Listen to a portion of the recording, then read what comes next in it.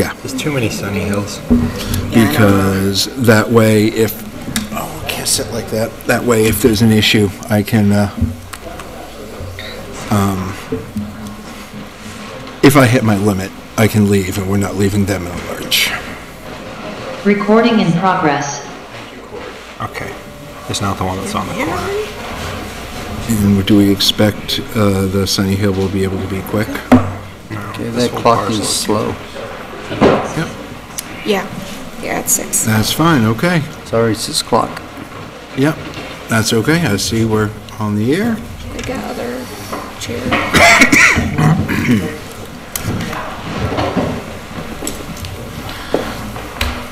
How are we going to handle the pledge?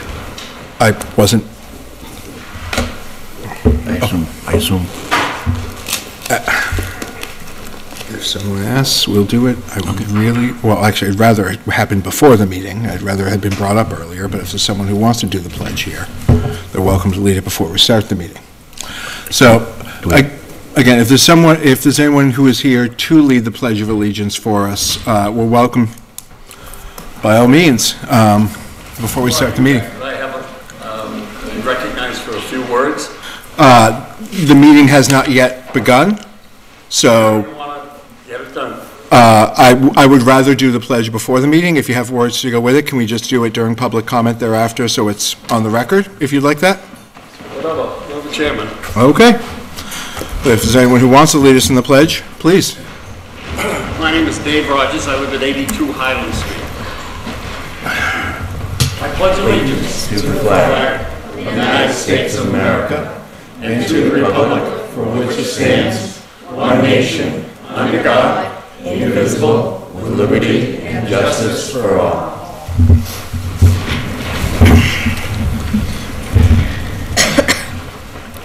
I want to say good evening, everybody, and welcome to our April 22nd meeting of the Lunenburg Planning Board. We are here at beautiful Town Hall in the upstairs meeting room.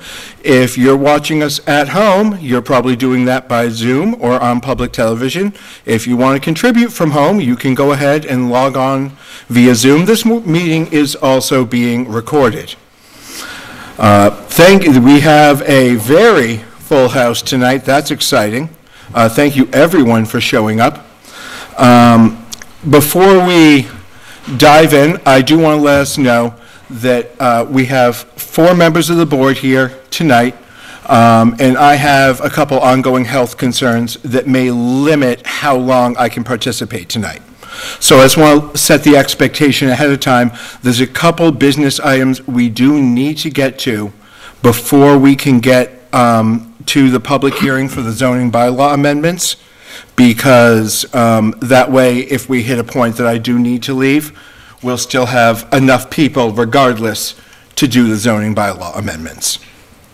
So we do have to hit a couple points first on the agenda. I wanted to put that out there just so we're setting expectations. I'm sure most of you are here for that. We'll get there as quickly as we are able. Thank you very much for your interest. And with that, we're called to order, and I would ask if there's any public comment. Mr. Rogers. Thank you, sir.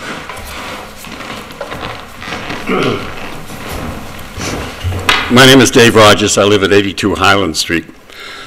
I'm here to see if we could not reach some sort of a compromise relative to the Pledge of Allegiance to the flag. And specifically, I wondered if you, Mr. Chairman, would allow the board to be polled to see if somebody else would say the Pledge of Allegiance.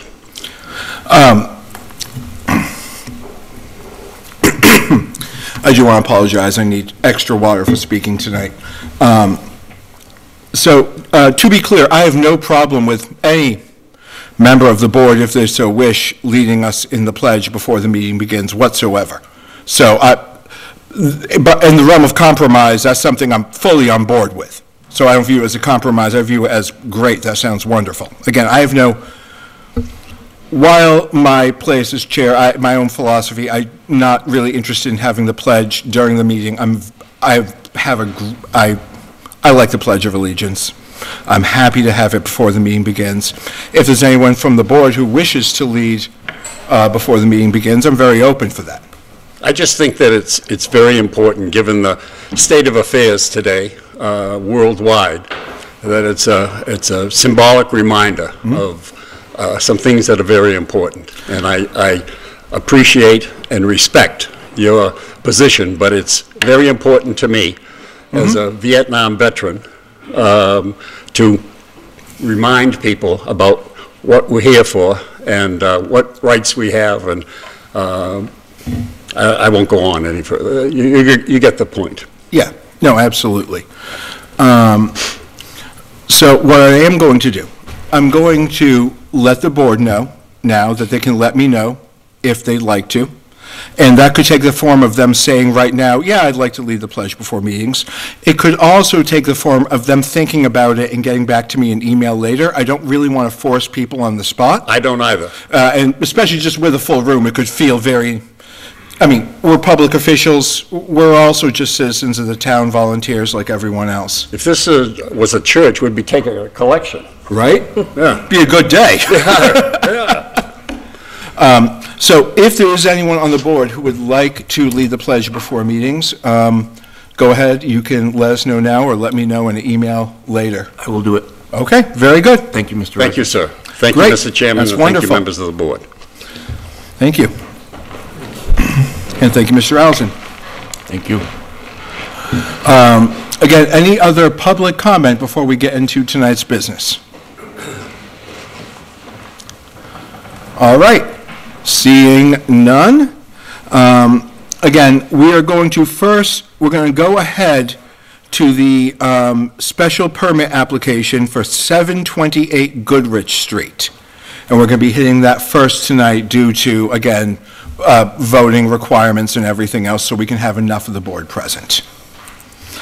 So is the applicant for 728 Goodrich Street here? And if I may, there are plenty of chairs in the back. I think there's a few stacks of them. You want to open the hearing and have someone read the What's that? notice? Open the hearing and have someone read the Oh, notice? we do need to open it, thank you. Sit back down. Oh, no, you can be there, we just got to, I'm trying to get it. Ms. Reed is getting the wording so we can have the official words read out loud, so this hearing can be a thing. Again, if you're in the back, please come on in, we can find some more seats. We have some more seats up by the table, which you are welcome to take and move as far back as you would like as well if you don't want to be up front at the table. Give me 1 second, my Outlook keeps crashing. Where's my, there, I think.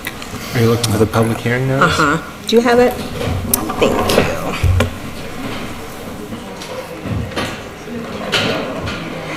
Okay, that's a big blurb. Okay, the planning board meeting, which was scheduled to be held on Monday, April 8th, 2024, was not held, including all public hearings, due to a technical issue regarding the Zoom link. Accordingly, all items scheduled for that meeting have been rescheduled for April 22nd, 2024 planning board meeting. Therefore, the Lunenburg Planning Board will hold a public hearing on April 22nd, 2024, 6:05 p.m., Town Hall, 17 Main Street, Lunenburg, Mass., to hear and review a special permit application for a common driveway under Section 250-6.4C of the Code of the Town of Lunenburg as amended at the November 2023 special town meeting, 728 Goodrich Street, parcel number 137-039. Applicant and owner is Philip Colomeda at 524 West Townsend Road, Lunenburg, Mass. Materials are available for viewing at the planning office at 960 Massachusetts Avenue in Lunenburg. All right, great. Thank you, Ms. Reed. Extra wording. And now, please, the floor is yours. Phil Colometta, 524 New West Townsend Road, and my engineer is on Zoom, I believe. Oh, okay, Speak great. after me if anything.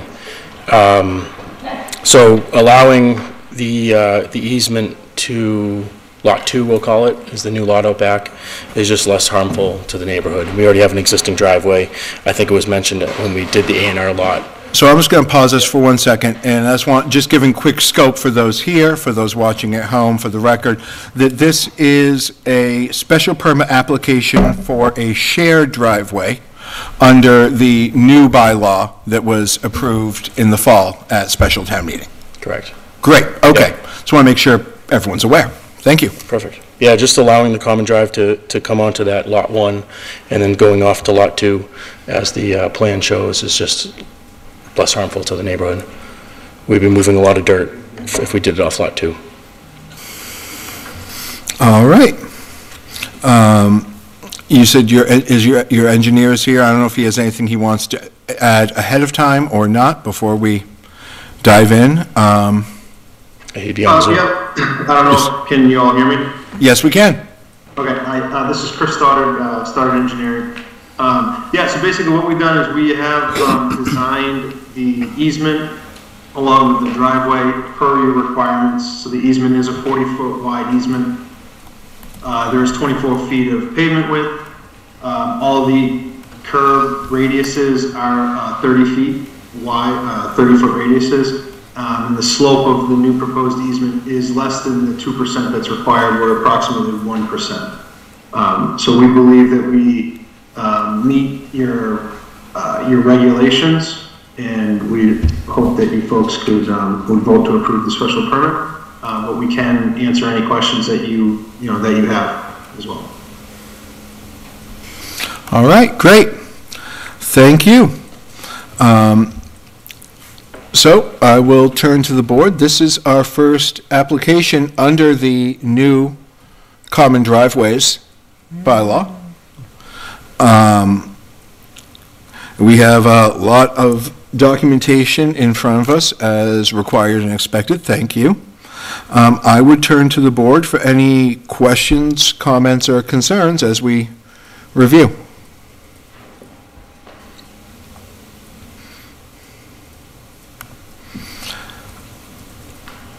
Anything? I don't have anything as of yet. There's still a few documents I'm reviewing.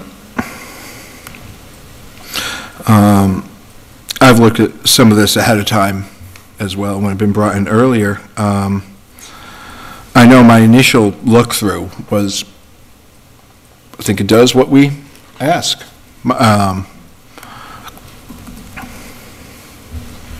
So I will mention that the plan that they've submitted, it's showing 2-foot contours. So if your mind is used to the 1-foot contours, this is considerably steeper.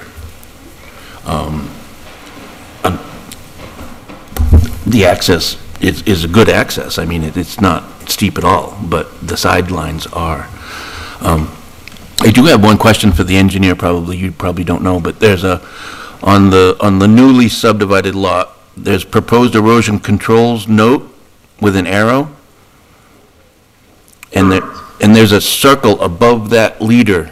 Can you tell me what that circle is? Yeah, it's because the line is actually the same line style as the erosion controls. It's a line type issue. It's a line type issue. Yeah, I didn't catch it in printing. Yes, that's all. That makes sense. Thank you. All right.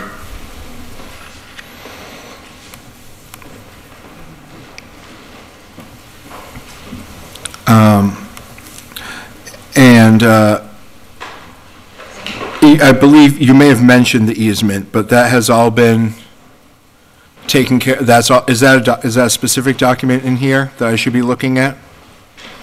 Yes, there should be a plan that was submitted. Alfred Berry was the surveyor. He provided a plan of land with that easement document and his stamp on it. Okay, thank you.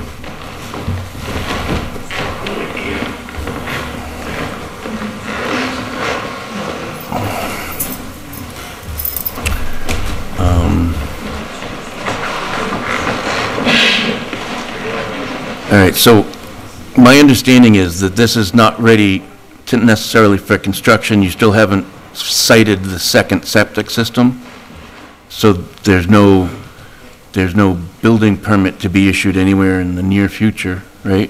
Correct. We wanted to get this approved to then go and Good. design the second lot. Good. It takes a long time to get things done in town, I understand. Good thinking. It's all good. Yep. And we will also be pulling a driveway permit for that second lot as well prior to requesting the building permit. Yes, I saw that. I appreciate the note on the plan. Thank you.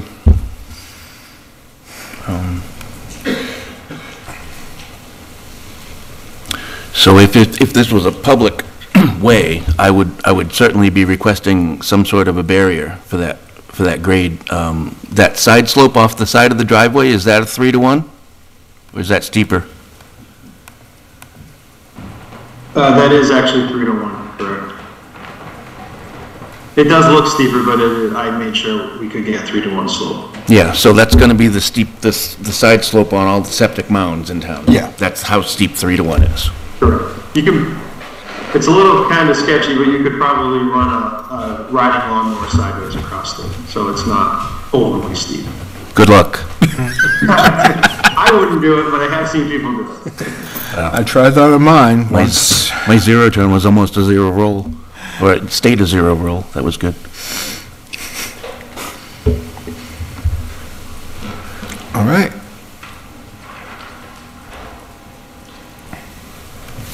So, reading through the stuff for this, somewhere in the responses, there was mention of the driveway possibly giving access to a third lot. I don't think there is a third lot No. to be considered, right? No. Okay, It was revised in a later comment. okay.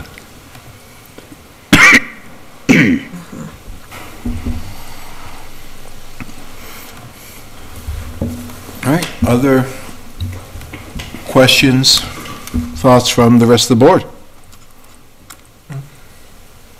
I don't have any further. No,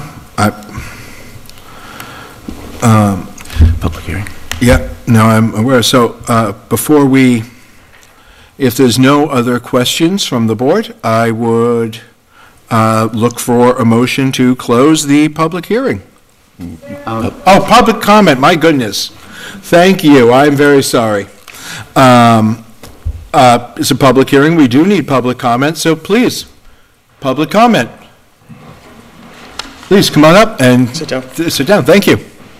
And come on up and just give us your name and address, and happy. My name's Courtney Driver. I live at 708 Goodrich Street, so right down the street from the new proposed driveway. And I just had a couple concerns about the location. It's moving over a little bit.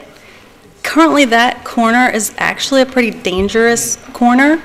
You're coming up sort of blind, and you're coming around, and there's two-way traffic, but it narrows in that area. We have a lot of kids riding bikes. We have a lot of people walking dogs in that location. There's actually a lot of turkeys there that are making people swerve. I'm just worried. Right now, it's a really inactive lot. There's been a woman living there who's been there for a long time, and there's just not a lot of activity. With the two lots, and with maybe more active residents, even with UPS or other delivery trucks coming and, parking in that corner, I'm just worried about, as you're coming up, what's going to happen there. So just a comment, right now the current driveway is over a little bit more, so this would kind of come more into the turn.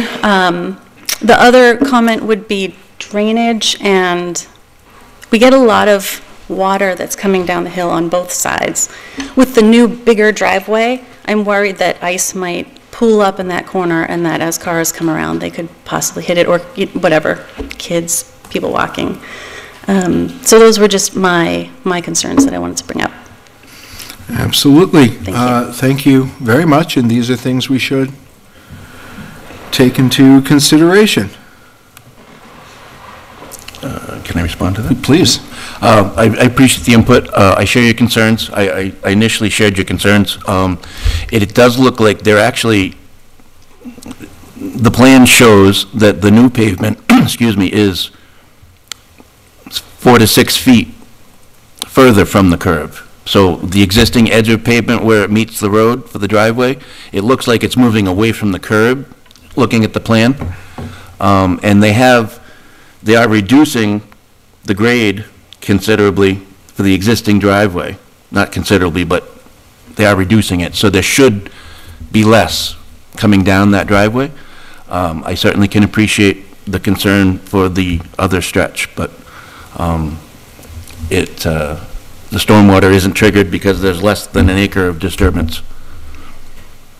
And I can, I can comment on that as well. Yeah, you're right, we are moving away from that curve, excuse me.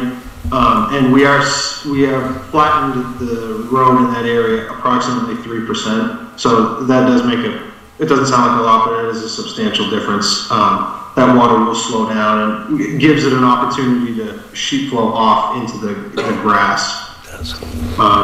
If we did, I agree that that is a fairly dangerous curve.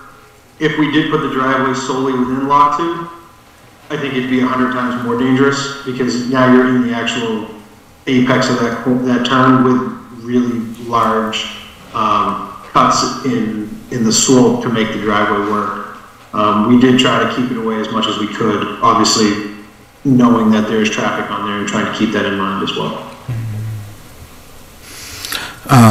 And again, just for public edification's sake, with the new common driveway bylaw, the goal is such that any place you're putting in a common driveway, you could also just be servicing by multiple single driveways.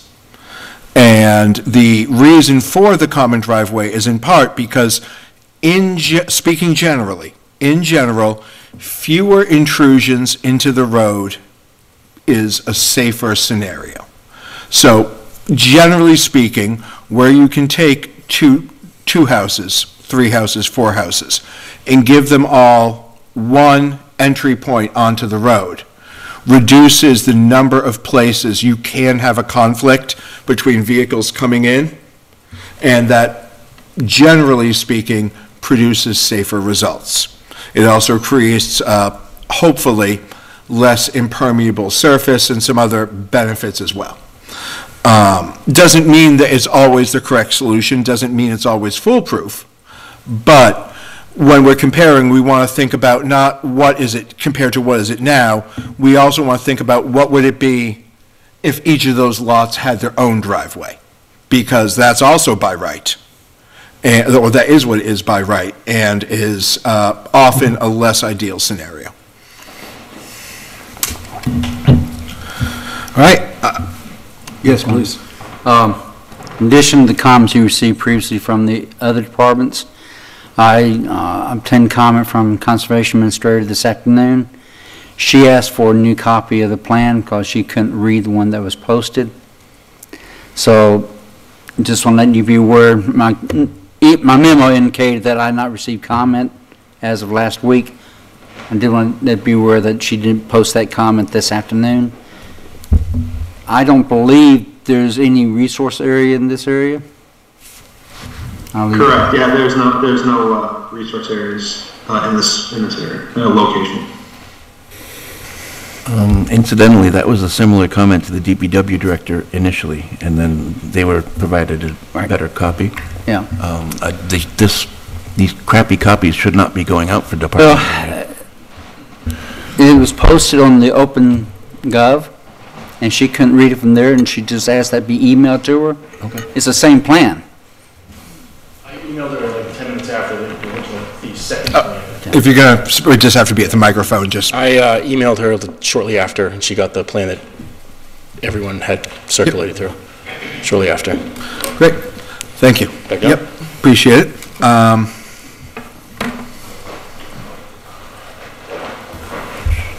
Okay. Is there any other public comment?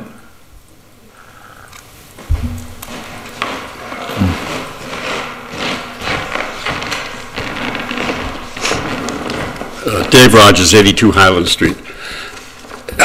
What happens and how is it adjudicated if there's a disagreement for the two owners of the properties in terms of plowing, maintenance, whatever? Who prevails? Well, so first, there has to be an easement for access. We'll start there at the most basic level. You know, I don't remember off the top of my head what we required in this bylaw. Do we require that they have a specific, I don't know that we did require they have a specific work plan set up. Typically, any common driveway easement will have a method by which they address that issue, and it becomes a private matter between the two parties. It's like if you share a driveway with somebody even without a formal easement, then you and their attorney gets to duke it out. It doesn't become a town issue. It's an issue between those property owners. Okay. Do I understand correctly that there is enough land to put in another driveway that would serve? Yes, there is. And they could do that by right. Yep. So at any point, they could say, I don't want this common driveway. Go through the proper process to build a driveway, but by right, on their own access, on their own frontage on the road, they can put in their own driveway, any point. So again, so long as they're following the rules for building a driveway. The reason I'm raising these points is that I have had firsthand experience, not in this town, but in other towns, and it was, you know, people had to spend a lot of money to decide what was going to happen, you know. So I just wondered what the procedure was and how you do it if there was a disagreement. Thank you. Thank you, Mr. Rogers. Any other public comment?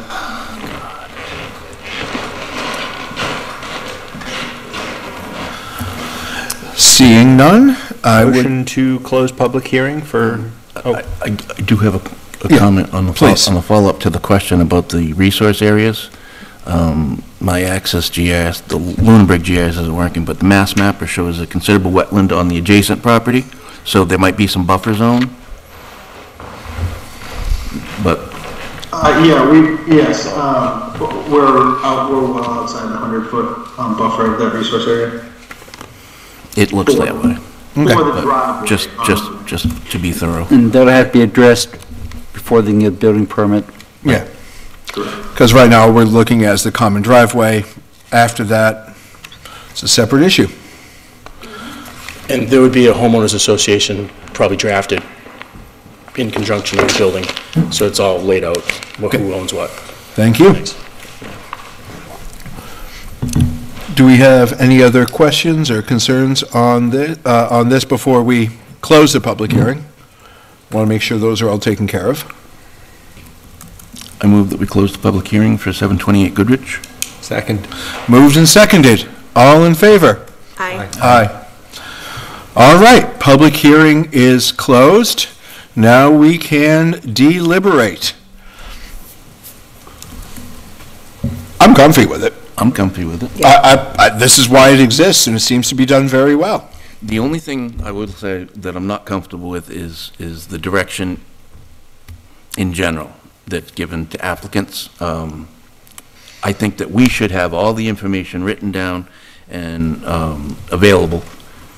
And again, this is a new bylaw just passed, so we do have to come up with some standard conditions and some standard application requirements. But I think that, you know, making them aware of the various things that came out in the wash through this review and in the future. So it's not a black mark. I just want to make sure that it's in our mind to follow through and come up with standard conditions and permit application requirements. No, I agree 100%. Having been in the office when the applicant was coming in some of the times, I can absolutely see that on our end, there's some opportunities to streamline the process to make it more convenient for the applicant to be sure they have everything and more convenient for us upon review. I don't disagree with that at all.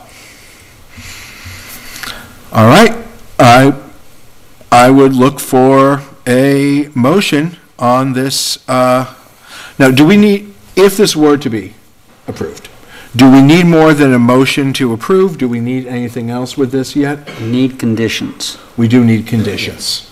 Okay. And you want to, I can draft something up, and you could, what you could do is vote tonight that to approve it, subject to review and a written decision to to include standard conditions and special conditions to address issues that have been raised at the next meeting. So moved. Second. Moved and seconded. All in favor? Aye. Aye. Aye. Very good. Well, that is the gross majority of our first shared driveway. And thank you very much for your time. All right. Mr. Harris, you were saying that we also needed to hit the Sunny Hill Road certificate of I would completion? suggest you do that because that's been on for months. Yeah. No, that is fair. Let's try to get through that, hopefully very quickly. We're going to move to, That special permit doesn't need a supermajority though, right? no, it does not. So, either way. I'm going to apologize to the board and our friends here because I think I am hitting my cognitive limit for the night, unfortunately. So I appreciate your time, but I'm just going to be, as I said, I'm going to be stepping back for a bit, and I wish you all a good rest of the meeting, if that's okay. Sure. All right? Thank you very much, everybody. Thank you for your patience. I'm going to be handing the rest of the meeting over to Mr. Allison. I hope you feel better. Thank you, sir. You and me both. All right. So we don't need a supermajority for the stormwater permit, and I don't see the applicants here. Oh, stormwater? 255 Sunny Hill? Okay.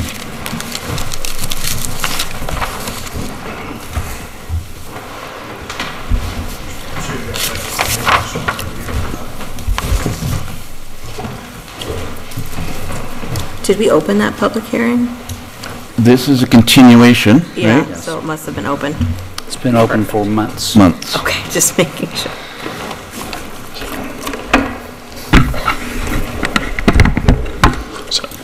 Good evening, John Plifka, McCarty Engineering. Good evening. It's working? That goes up if you're more comfortable. That's all right. It's behind the podium. So again, John Plifka, McCarty Engineering, representing the applicant. You know, as you're aware, this project's been on the board's agenda for some time now, and, you know, the conservation filing linked to Lot 5, which fronts on Leominster Road, has been kind of the main reason for the holdup. The Conservation Commission requested a third-party review, so it's probably going to be close to a month before we close out any open items with the conservation. But in the meantime, the applicant would like to build out the other 3 lots that face on Sunny Hill that have no wetlands jurisdiction. And, you know, I'd just like to make mention that Graves has signed off on our stormwater design, and we'd ask the board to approve the project as submitted with the condition that any changes that may result with the conservation filing of Lot 5 be presented to the board. Okay.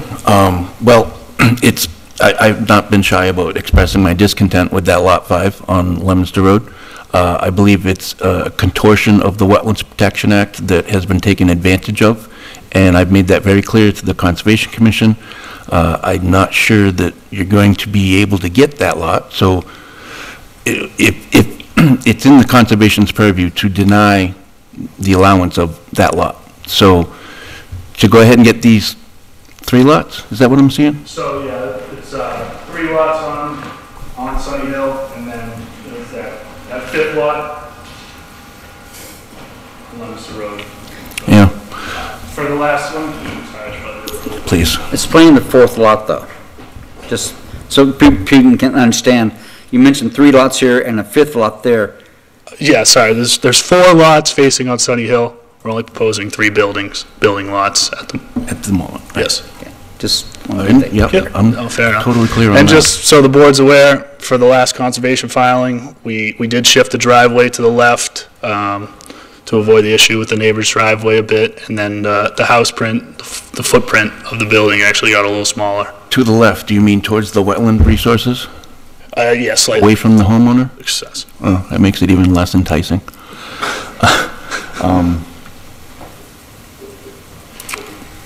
I don't know, how do you guys feel about it? What do you have any input, I guess? I haven't, I have the same discontent that I've had the entire time, or that I've continued to develop as we go through stormwater permits, and that I don't think that our stormwater requirements are sufficient for what we continue to experience. But that is more of a bylaw issue than an individual permit problem. That's it. That's the entirety of my... Fair enough. I share that concern. Yeah, I'd agree with that. Yeah. Any other input? I think you have two options. You could just several options. You could continue the hearing until Conservation resolves their issue Lot 5. You could close the hearing and grant the stormwater permit as presented, and any changes on Lot 5 resulting from Conservation Commission requires them to come back to Planning Board for further review. Or, in this another option I mentioned to Mr. McCarty, the board could grant a stormwater permit for only those 3 lots, excluding Lot 5, with the condition that a separate stormwater permit had to be applied for that at a later date whenever they could resolve the Conservation Commission. I see those 3 options available. Or 4th option is always to deny, but. If I just may comment on, so the filing of a separate stormwater permit would definitely be the applicant's less preferred option. Just, separate filing, separate for the same material. It's not, the stormwater design components aren't going to change because we're so limited on the design constraints of that site. Like, we really can't put the driveway anywhere else, and we can't really move the house location. So I just wanted to make note of that. Appreciate it. Thank you. So my inclination would be to have them continue until they get done with conservation. Yeah. That would be my inclination. I don't know. I'd agree, because I feel like there's been several moments where we've been waiting for input from conservation, and it's been very important, and we sometimes don't get it, so I would much rather wait until conservation reviews what they need to review. Yeah, and I don't see Mr. Patton in the audience tonight. Would there be any objection if it was act on stormwater permit for those 3 lots and exclude Lot 5 altogether, with them coming back at a later date with separate filing? I'm just. I appreciate that. They'd like to get something going, and there's no issues with those 3 lots apparently, but so I just want to raise that if that's a viable option as an alternative to continuing, but probably would likely be another 2 months, I imagine. Correct, yep. I think it is a viable option. What is the preference that we have?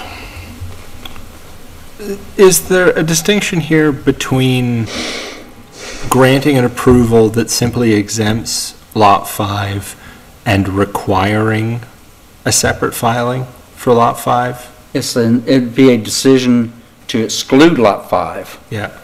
Which would then mean they'd have to come back for Lot 5 as a separate filing if they ever get Conservation Commission approval. Sure. What they proposed was approving all of it with condition that if there's changes to Lot 5 based on conservation review, they'd come back for an amended plan. Now, to me, that is less desirable from administrative perspective. Administrative perspective is better to have this defined stormwater permit for these 3 lots that are integrated together in a way, and a separate permit down the road for that and their client like to begin earlier, so if the choice is either continue for 2 months or exclude Lot 5, I think they prefer exclude lot 5 and. Correct. So I'm going to go ahead and say it again, is that my preference would be that they continue until they're done with conservation. There are other things involved here. Conservation, in my understanding, has not weighed in on the 3 lots on Sunny Hill, right? There's no wetland jurisdiction. However, the jurisdiction of the conservation, anything that does come into jurisdictional area, that whole construction site is uphill of the cold water fishery with the 200-foot setback and all the wetlands attributed to it. So I can definitely see the possibility of construction activities entering into a wetland resource area. That being the case, I'd like to see the conservation weigh in on the controls, so to speak, for the construction area. But did you have something to say? I'm one of the owners, and can we have your name? My name is Ed McSweeney. Obviously, we've been working with McCarthy for quite a while on this, especially on Lot 5 with conservation. The reason we approached Mr. Harris about potentially looking at doing the up on 255 up on that side of Sunny Hill is that we are so far away from the wetlands. Where the work is going to be, we're hundreds and hundreds of feet. So your last statement about us potentially encroaching down into the wetlands where we have the buffer and everything with the construction of 3 homes, where the construction of 3 homes are, we're probably at least 200 feet, if not more, than the closest to any of the wetlands and so forth. In fact, we're probably closer to 300 feet. And that was the main reason why we're asking, since it's been going on for quite a while with conservation. Understanding conservation on Lot 5, there's some issues, and we've been working with them. The meetings continue to get extended and extended because of no quorums and so forth. We're okay with that. But spring is here, and we're hoping from a construction point, because we're still months away from filing permits and everything, to keep going on. It took us 6 months alone just to get DEP at the state level to file the number when we did the notice of intent, and it just keeps going on and on. I understand.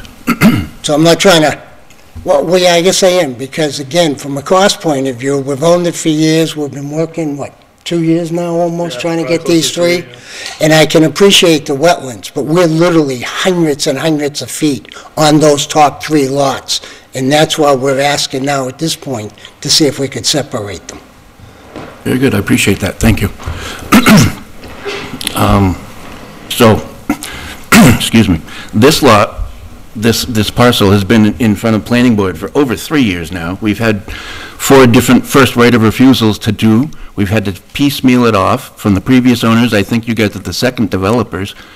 We've been very familiarized with this lot, and we have spent considerable amount of time as well. And once this lot is developed, it's developed, and it is adjacent to a considerable resource area of the town. The town owns a lot of the resource area, and it goes right into 5 wells, which everybody in this audience is well aware of. Catacoudamog flows right into our 5 Reservoir Road wells. So any impact is not just, oh, we lost some wetlands. It's, oh, we lost some wetlands, and that might have potential impact on our drinking water supply. So I'm not intentionally dragging my feet, okay? I'm not as big a fan of this project, but at the same time, I don't want to say that, well, you came and you kind of shoved Lot 5 down our throat. We did the A&R process, which subverted the Wetlands Protection Act language, and we were supposed to have a alternatives analysis performed between the planning board and the conservation. Nobody seems to be understanding of the Wetlands Protection Act with the limited project status that you applied for. Had you not applied under the limited project, I wouldn't have a problem, because we wouldn't be at the chopping block of considerable resource areas in the town. So, as I can appreciate, I can appreciate your investment in the land and your intent to build homes, but for the benefit of the town of Lunenburg, which is what this board is supposed to do, is looking out for the benefit of the town, this is not beneficial for the town. So for us to get a little bit more time and to go a couple more months and get response and close out with the Conservation Commission so you can stop playing us back and forth, that would be great.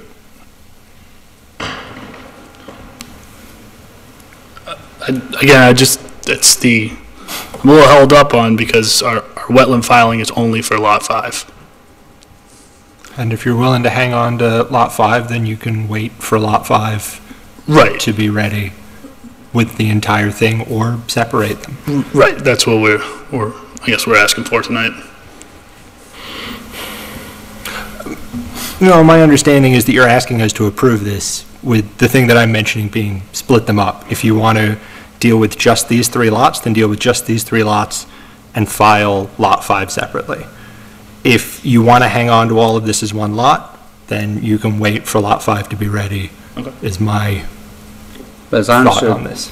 their preference was as one, but they're willing and agreeable to segregate them. Sure. So to do just those 3 lots and exclude Lot 5, that's my understanding. They're willing to do that if that's, but my understanding also from Mr. Allison's, he's concerned about the fact that Parent Conservation has not signed off on potential impact of those 3 lots on. Yeah, Right. and I don't want to, the idea of getting things moving while we've still got part of this that is under contention and maybe not buildable, having that ball rolling and the kinds of things that can happen once the projects are already in motion, what else might happen on Lot 5, I'm not comfortable allowing any, or pushing for any kind of moving forward until either those are separated or we've been, Conservation Commission has signed off on Lot 5.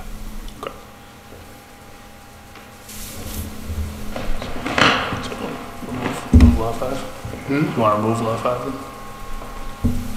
Yeah, but I'm not sure if that's what that gentleman is just saying now. I'm sorry, what was? So, you're agreeable to approve the 3 lots facing on Sunny Hill if we remove Lot 5, correct? My understanding is that we don't have any issues with the first 3 lots. One of the options that was outlined is separate, so they're separate filings. And my understanding, and please anybody correct me if I'm wrong, is that the first 3 are fine. It's Lot 5 that we have an issue with. So if they are separated, then I don't necessarily see there being an issue with the first 3 lots. Okay, all right. So we would ask for an approval with the exclusion of Lot 5. Okay, I might have misunderstood something. Are those separate things? Having separate filings versus approving with the exemption of Lot 5? If you approve with the exception of Lot 5, that would require them to come back for separate filing for Lot 5. Sure. Sometime down the road. But if we ask for separate filings, then they can go ahead with the first 3 lots, and they would have to come back for Lot 5. Right. Effectively the same thing, just they'd be separated. From an administrative perspective, it's easier to administer if it's separate. Yeah. Okay. Having it separated also makes more sense to me than, the part I'm not comfortable with is having part of the project kick off and having a spot that, like, we don't want anything, and once construction starts, construction happens. Yeah, okay. So I would prefer it split and separate filings, is my... All right, yep, so we'll just revise the plans and remove Lot 5. Okay. That sounds better for me. I don't know how the rest of the board feels, though. So then we'll close the public hearing and re-advertise? Would it just be a continuance? You close the hearing and you render a decision approving exclusive of Lot 5. So what? Approving the stormwater plan for those 3 lots and explicitly not granting stormwater permit for Lot 5. That'd be your decision, if you want to do that. Is Lot 4 the 20-something acres? Yeah, that's the bigger lot, yes. And there is expressed intention to develop another lot out of that At this time, we're only proposing the 3 lots. So for construction of a single-family home, is it likely that they could keep it under a 1 acre minimum and not have to come back for stormwater to develop that 5th lot? I would suggest that if they're going to do that 4th lot, that they would need to come back because of the integration of the properties. Yeah. They'd come back for the permit for that one. So if you excluded, if you said a grand permit for these 3 lots, any further development on the property requires a separate stormwater permit, then they want to do the 20 acre lot or the lot 5, they'd have to come back. Well, again, if it's single-family home in Res A or Res B, do you remember residential Res B? Is that a 2 acre minimum? Yeah. 80,000. Yeah, 80,000, right? 1.83. And we would plan on coming back anyways because we need A&R approval because of the frontage and so forth. Well, A&R is not stormwater, and it's not conservation, I yeah. understand that, but we would have to come in front of the board. We can't say anything about the A&Rs, obviously. I mean, we mentioned this problem when you came to us before for the A&R. You weren't here, I don't think, but the engineer was here, and,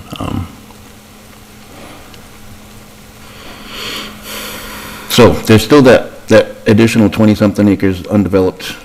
There's still this lot 5 up in the air. I'm basically just looking for a motion. Do we need to ask for public comment? Yes. Yes, public comment. Is there public comment? I didn't see Mr. Patton, so I didn't bother to ask. Mr. Rogers, please.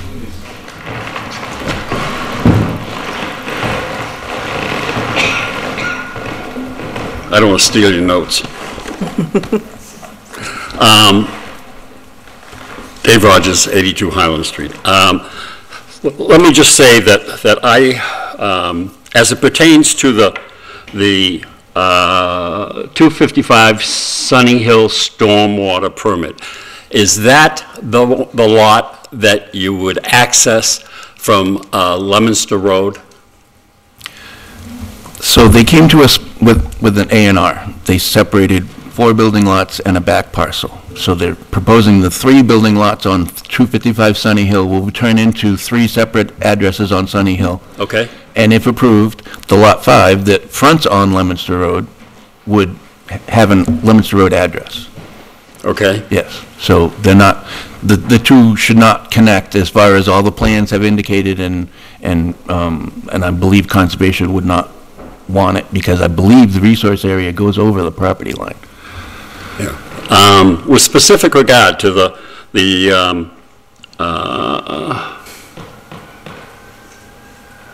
255 Sunny Hill Road, I've been down there 3 times to look, and with Mr. Patton, and his driveway is right at the end, and then the land for the 255 is to the right-hand side. So there's no give there.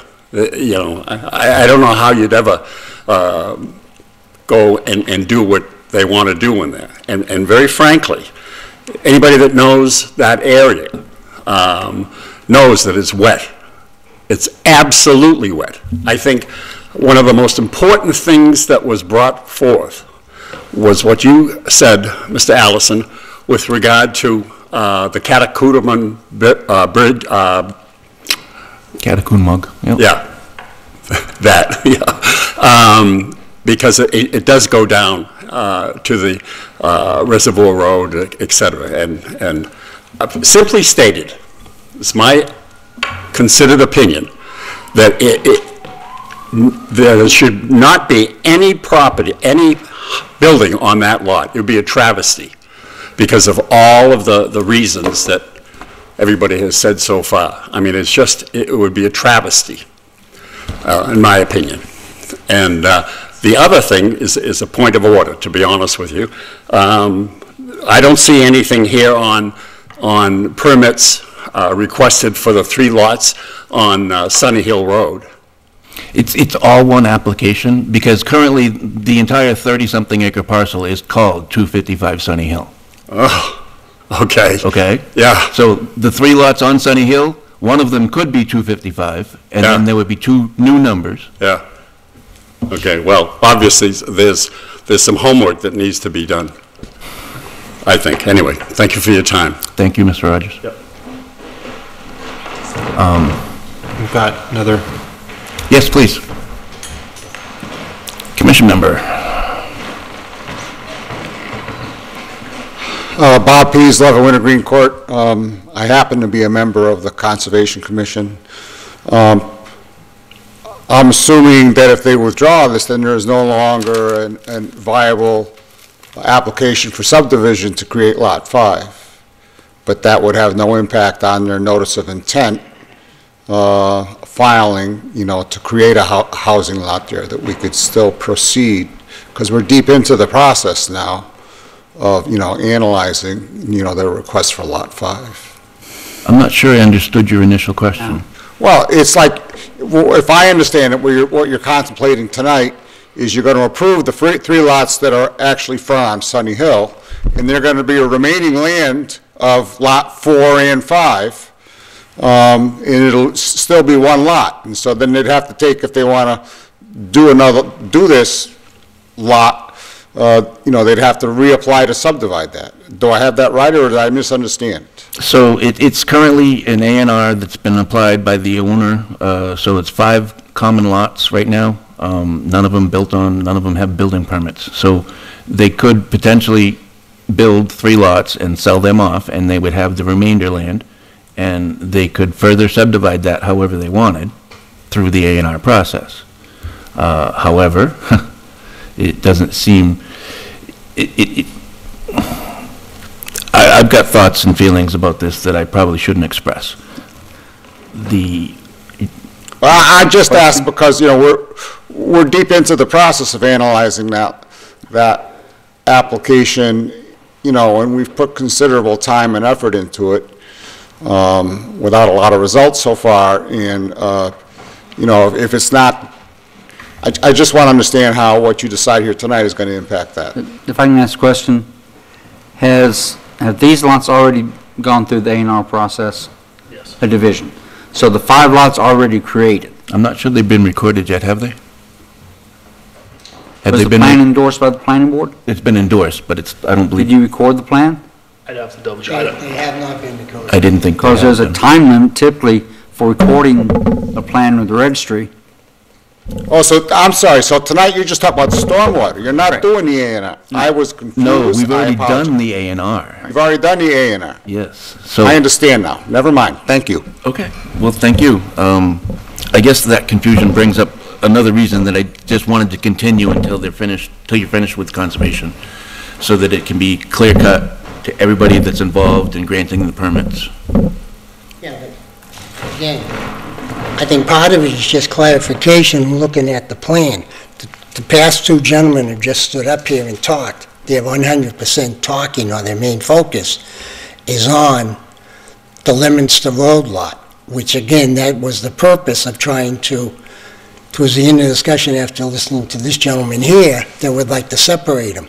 We're not arguing that the Lemonster Road lot, i.e. we call it Lot 4, clearly has to go through conservation before we come back to the planning board.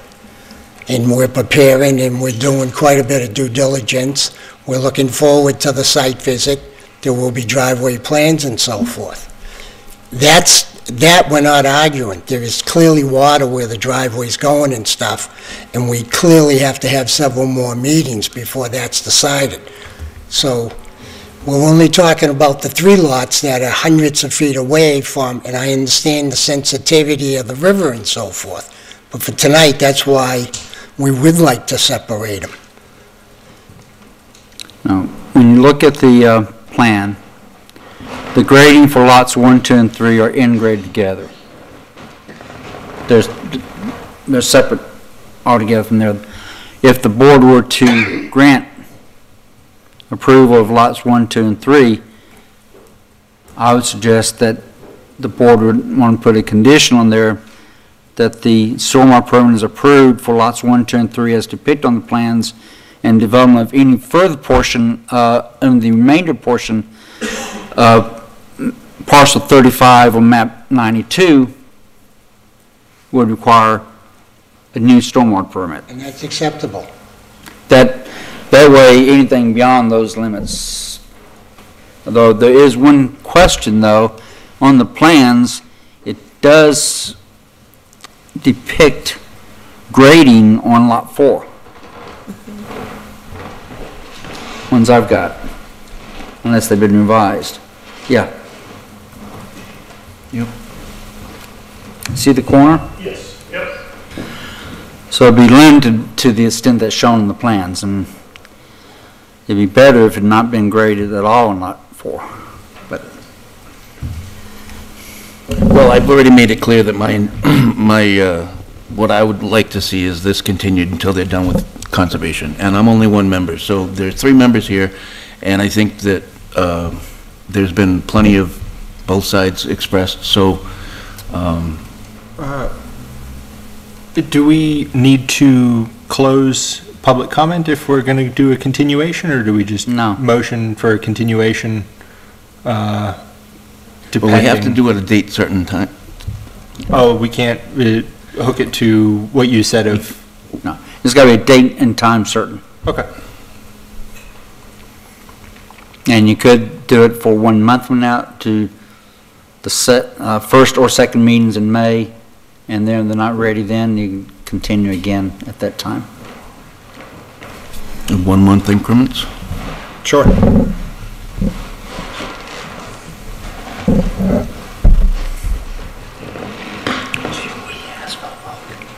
Yeah, excuse me. Could we ask for a straw vote or a straw poll? Sure. So I guess it would just be a straw poll if approving it with the exclusion of Lot 5 versus continuing it.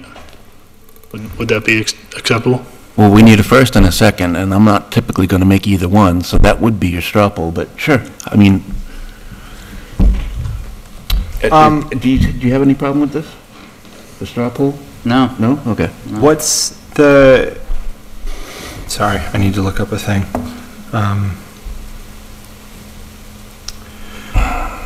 Motion to continue hearing to the May 27th meeting. That's your straw poll. I will second. Any further discussion about continuing? All in favor, please say aye. Aye. Aye. Thank you for your time. That was to the 20, which date? Second meeting. 27th. That's not going to work. Okay. That's Memorial Day. Okay. Well, then we'll have to rescind that motion and second, and second to continue meeting stormwater permit for 255 Sunny Hill to June 10th. Second. Does that work, Richard? It's not a hot day, and that'll be my last day here, so. Okay, beautiful. Last meeting here. Okay, any further discussion about continuing? All in favor, please say aye. Aye. Aye. Thank you.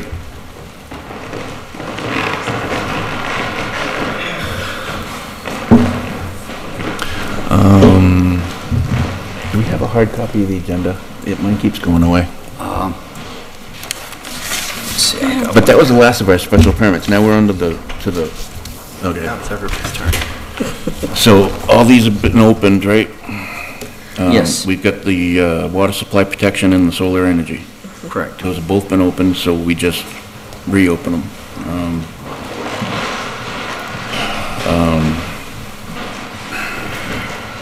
And they're one public hearing. Okay, so we are going to move into our public hearing for the warrant articles.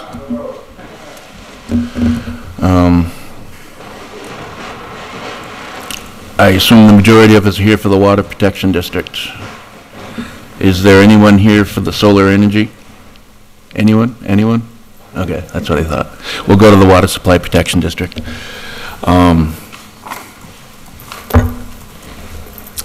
what have we had for changes recently? Anything?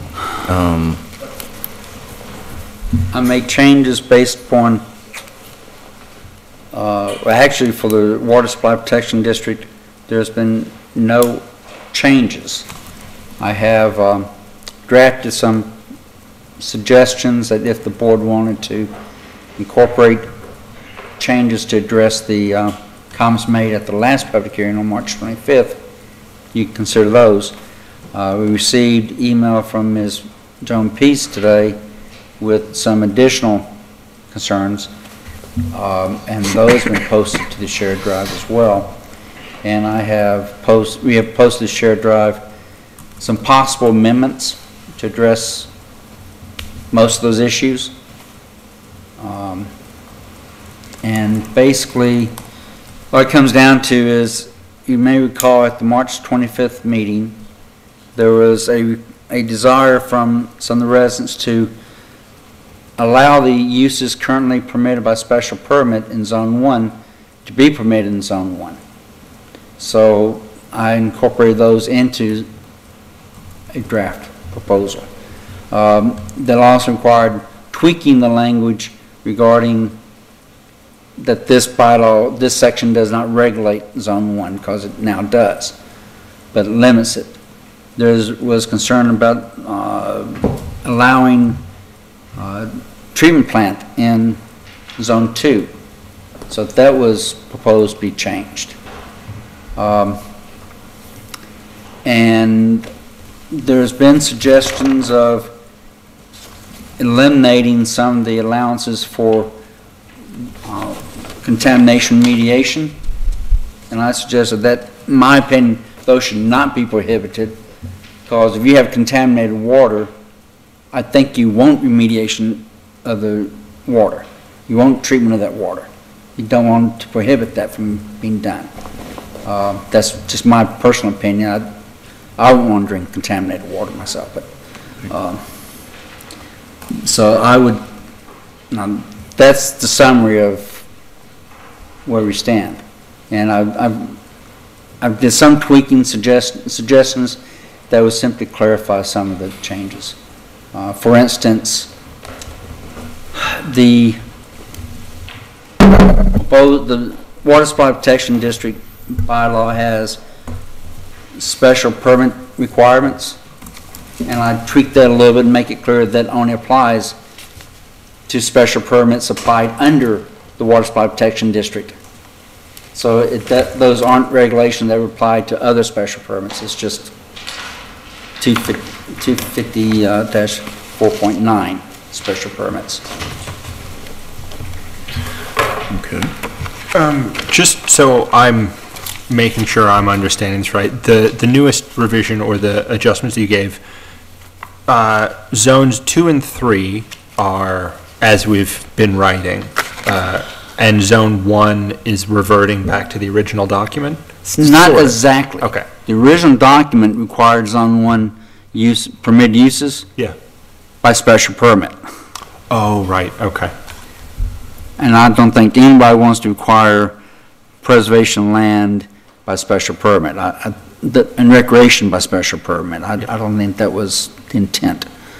I'm not sure why it ever required a special permit. Sure. But what I've basically done is I've got some possible amendments that would delete the exception of that prohibits any uses or imposes regulations on parcels within Zone 1. It deleted a sentence from the definition of Zone 1. It would insert in permitted uses a Zone 1 permitted uses that would basically replicate what's currently permitted in Zone 1, but would exclude or it limit the construction, maintenance, repair, enlargement of drinking water supply to existing drinking water supply facilities, and exclude construction of new treatment facilities and related structures. In prohibited uses, it would insert prohibited construction of new treatment and related structures. It will also insert construction of new treatment Yeah, that's it. Also, under uses and activities requiring a special permit, construction of new treatment facilities and related structures would require a special permit in Zone 2.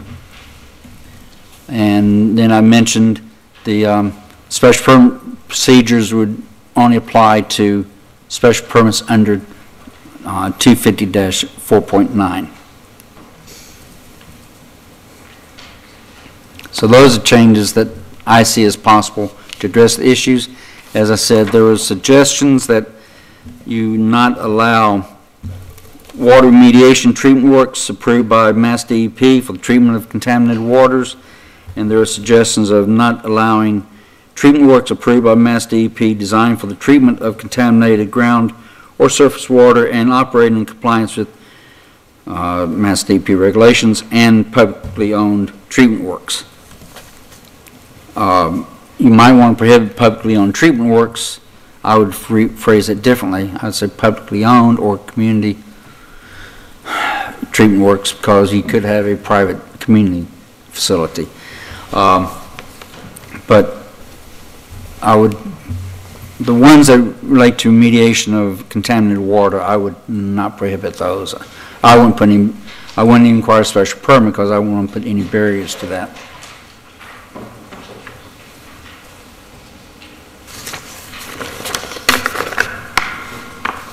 Is that it? That's it. Okay. I would like to thank you, Richard, and thank you, Annie, and thank our recently departed Josie Gilchrist, who was our interim administrative assistant in the planning board, which is, again, empty. And Mr. Harris is here for a very limited amount of time on a weekly basis. He also had the similar situation as befell Miss Gilchrist, in that there was a reason that they didn't stay. And the town is not doing what it should be doing. Here we are, we're 12 days before a public meeting, a town meeting, and we're going over edits that have been made over the course. I mean, the land use director who submitted this originally, rewrite from our top bylaw, wasn't even at our fall town meeting to present it. So this membership hasn't changed. We've had no staff in the planning board, in the planning office for a very long time. We've had very limited assistance from a planning administrator, a director. I'm going to say it again. I don't think this is ready for town meeting. I flat out don't. And given the amount of discussion and disinterest and dismay, I don't think that you think it is either. I would like to let my board members speak, and then I will ask for you to step up, Ms. Pease. Initially, I was fighting for this to go to town meeting and have it be ready, but even with the technological issues we've had with Zoom not working, and I feel like getting the information has been difficult. I feel like every meeting there's a new piece of information that I didn't know before. It's getting harder to say that this is going to be ready for town meeting. I would agree with Mr. Allison that it's not. I don't like saying that, but I feel like I am not as well informed as I should be at this point with everything I've learned meeting to meeting. Yeah, I don't have anything particular to add beyond that. I think the two of you have done a pretty good job of summing up where this whole thing has landed. Mm-hmm. Thank you for that. Ms. Pease.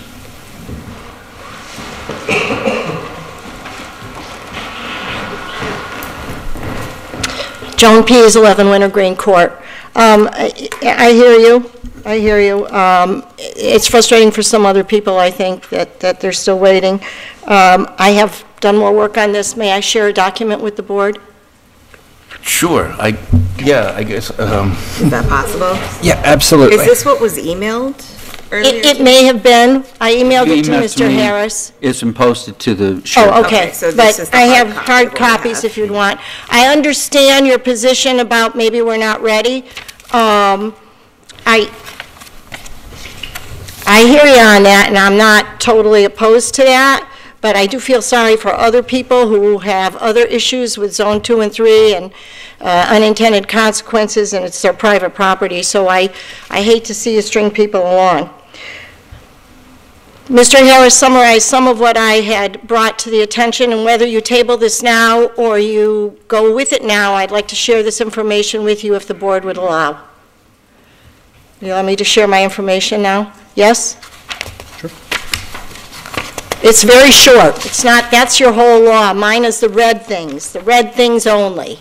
So number 2 under scope of authority was put in there when they were going to eliminate all Zone 1 governance by the planning board.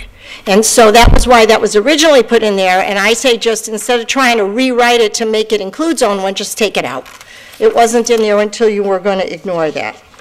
Then if you turn several pages down to the definitions, the very last definition, second to the last definition, I'm sorry, third to the last definition, Zone 1 definition, that last sentence was put in there when you were not going to have any Zone 1 regulations. And if you're going to have Zone 1 regulations, I say just take out the last sentence in the definition. Leave the definition, it's fine. I appreciate, and we all are very approving of and thankful for Mr. Harris adding Zone 1 back into permitted uses. So his little blue Zone 1 there going in is something that we all appreciate. On the next page, we all think that it's quite helpful.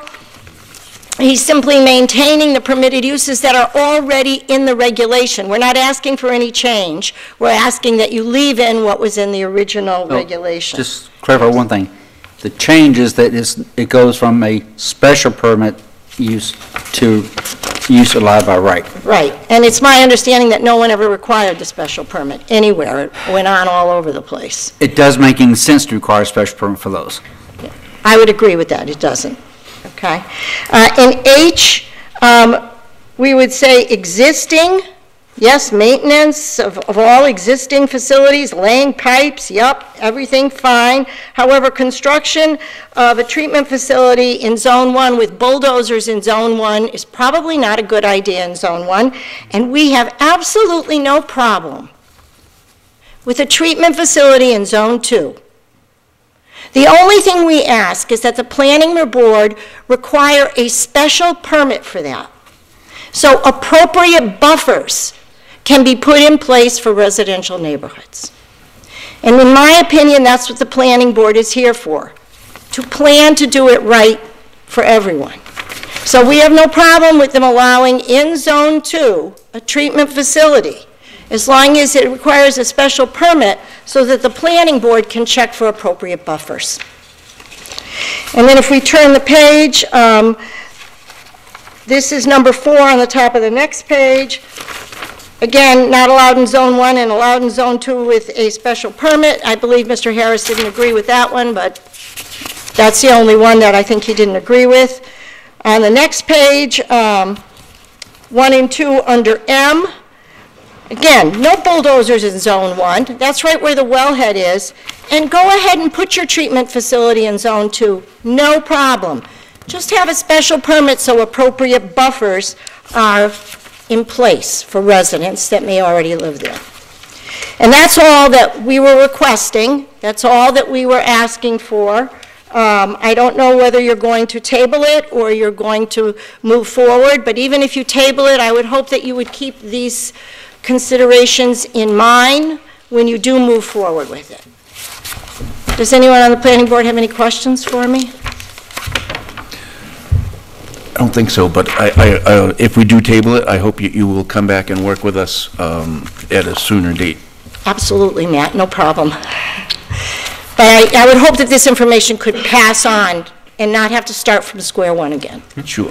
Okay?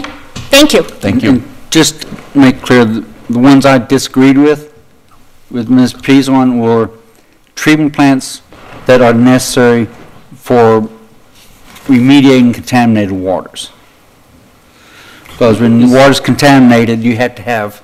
Is that in terms of water treatment facility in Zone 1? No, in any place. If you've got a contaminated water supply, you need a treatment plant to remediate it. And that's the exception that is there. And that's what I was on the screen with. And we don't have any problem with that in Zone 2. Zone 1 is very small, very small, 400 feet around the wellhead. So you don't usually put your treatment plant in Zone 1. You usually put it in Zone 2, and we're just asking, go ahead and put it in Zone 2, but with a buffer. I can't imagine having a contaminated water in Zone 1.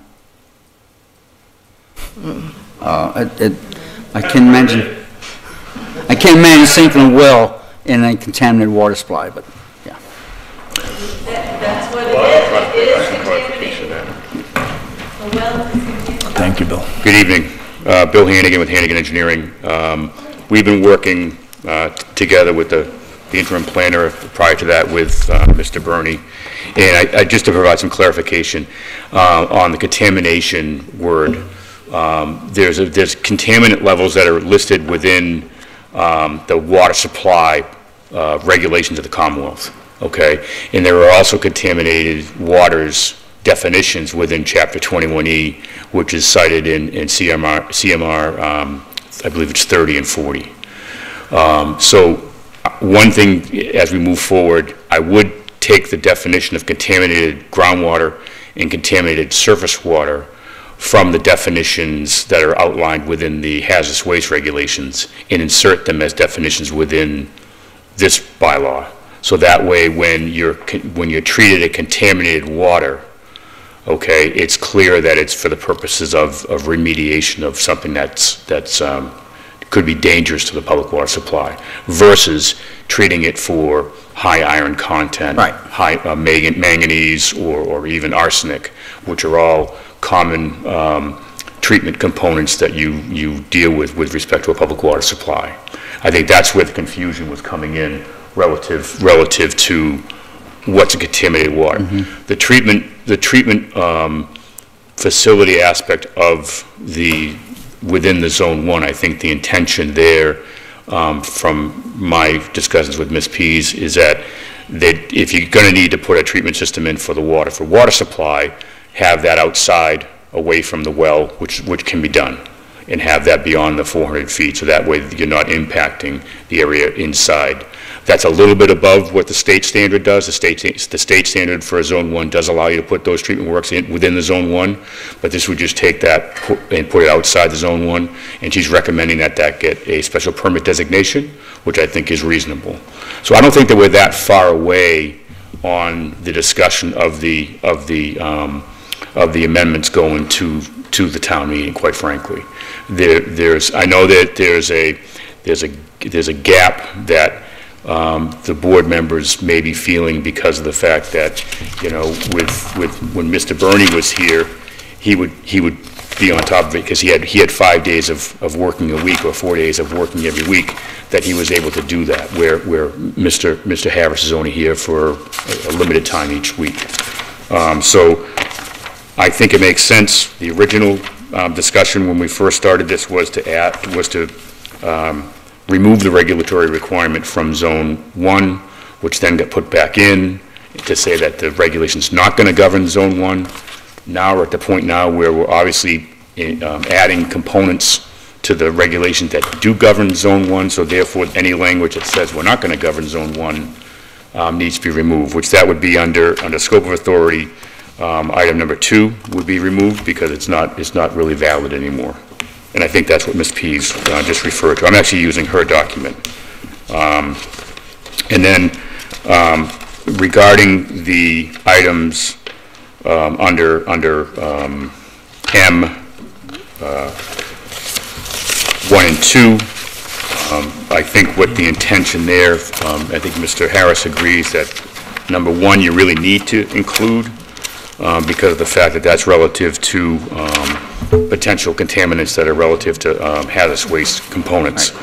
And I think by adding the definition of contaminated water, which I can get to you, and contaminated surface water and contaminated groundwater, I think there's a distinction between if there's a service truck that goes into the Zone 1 to do something with the well, and it leaks 100 gallons of gasoline, you're going to want that treatment system put in to get rid of the gasoline component of the contamination, not the contamination of the water itself due to high high iron levels or whatever you have in a typical water source. Items that are naturally within the water. Right. That's just normal treatment. Correct, and actually the definition within the, if I can bring it up, the definition within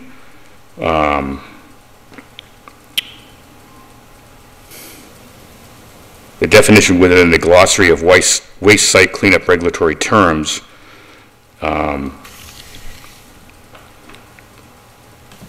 contaminated groundwater means groundwater containing oil or hazardous material at concentrations equal to or greater than the release notification threshold established by 310 CMR 40.0300 and 40.1600. And then it says the contaminated surface water basically has the same definition. So if those two definitions were added to the definitions within the regulations, within the bylaw, I think that would provide some clarity on that. Joan, I'm sorry. You need to be asked to come to the podium, and you've been monopolizing this public comment period. There are other people in the audience who would like to speak. I appreciate it. If you can just take notes. So we don't have any objection to the changes that, and I really don't. I understand, Mr. Allison, how you're not getting things the way that you used to get them days ahead of it with a thorough review, and not that Mr. Harris is not doing a thorough review, but it's just different. The changes that are being asked right now or being proposed right now, and I believe these have to be made on the floor at this point. Yes. Yeah. I think that the board could make these changes. You're eliminating, you're not eliminating, you're bringing back into control zone 1 within the jurisdiction of the bylaw, under this new bylaw. That's one main thing. And we're talking about special permits for certain treatment facilities that would be associated with a public water supply system. I believe that that's the summary of it. It's basically 2 pages of amendments is what I'm not saying. Right.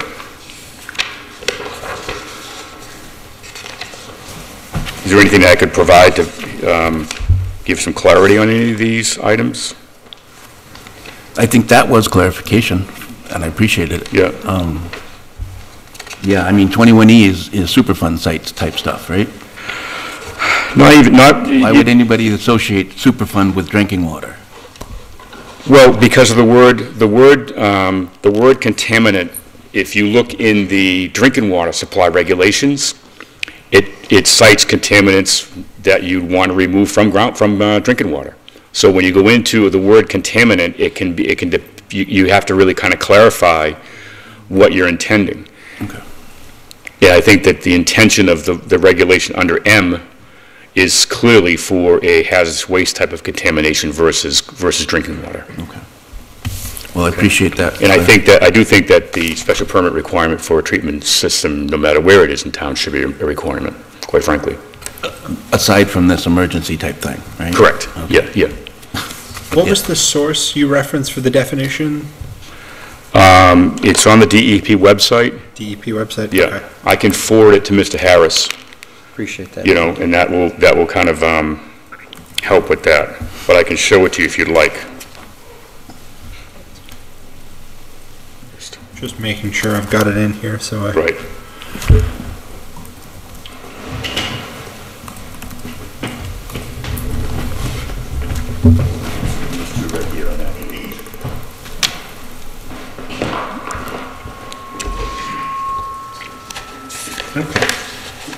Thank you. That way, at least there's a source of the definition. It's not just someone saying, "Hey, let's figure out what it is." We're using the DEP definition within the bylaw.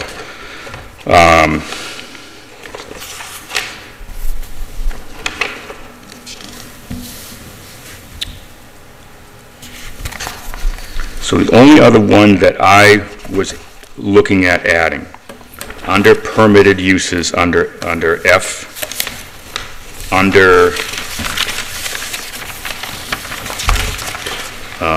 1H,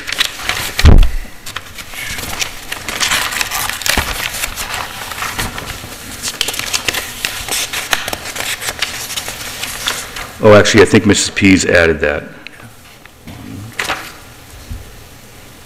Okay, so her insertion of however the construction of new treatment facilities and structures is not allowed in Zone 1 and requires special permit in Zone 2. Okay, I was going to refer to that, but she did have that in there.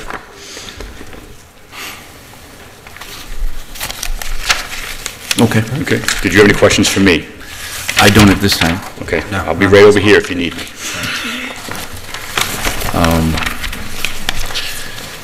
So,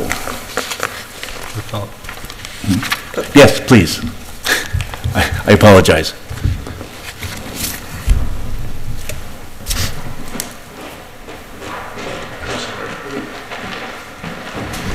At 82 with cancer, you get a little unsteady, so. Good evening. My name is Paul Keating. I live in Leominster, and I am involved in some land that is being discussed. One of the things that I have always been cognizant of is water supply issues. I'm an old civil engineer. I hear you see old. But in 1980, I built the first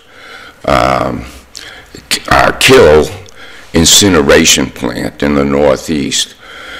This was after Love Canal. And it was used by the state of New York and Massachusetts. I say this only for background. My comments are more on a management side. Having been in business all my life, I learn along the way. As Mr. Hannigan has said, we are very cognizant of the efforts of Ms. Pease. But there comes a time in management that decisions have to be made to clear things off.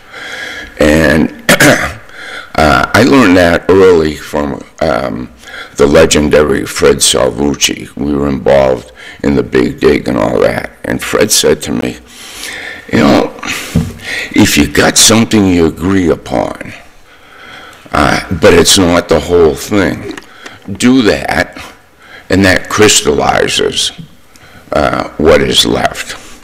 In this case, it seems to me that, and I have been a witness here for a number, you wouldn't notice me, but I've been faithfully sitting in the back.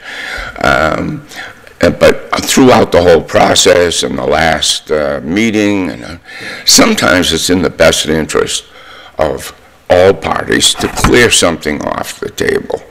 And I think, in my opinion, you have, from listening, enough information to make the decision. I know that Zone 2 and Zone 3, there's no problem, for instance.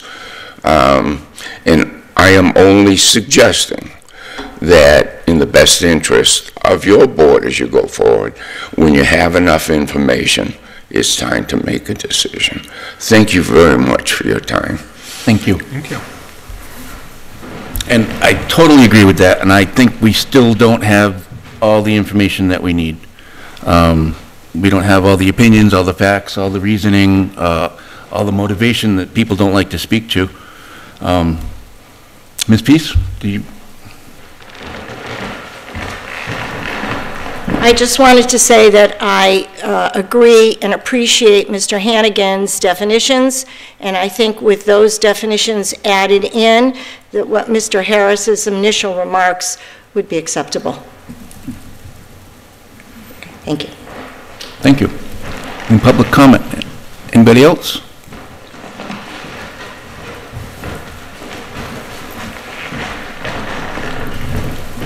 Good evening. Barbara Turkington, 110 Royal Fern Drive.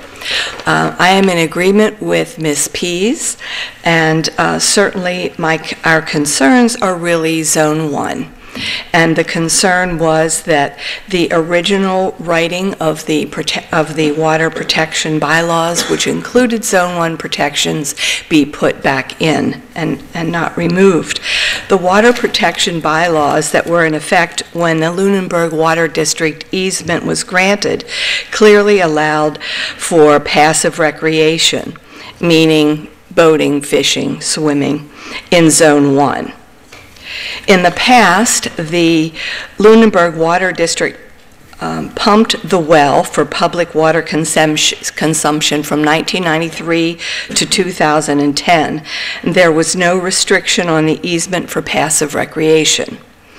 So past practices have shown that the DEP and the Lunenburg Water District thought that there was no issue or danger allowing passive recreation in Zone 1.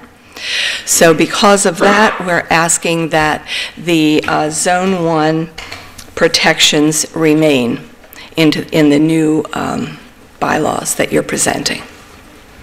Very good, thank you. Thank you.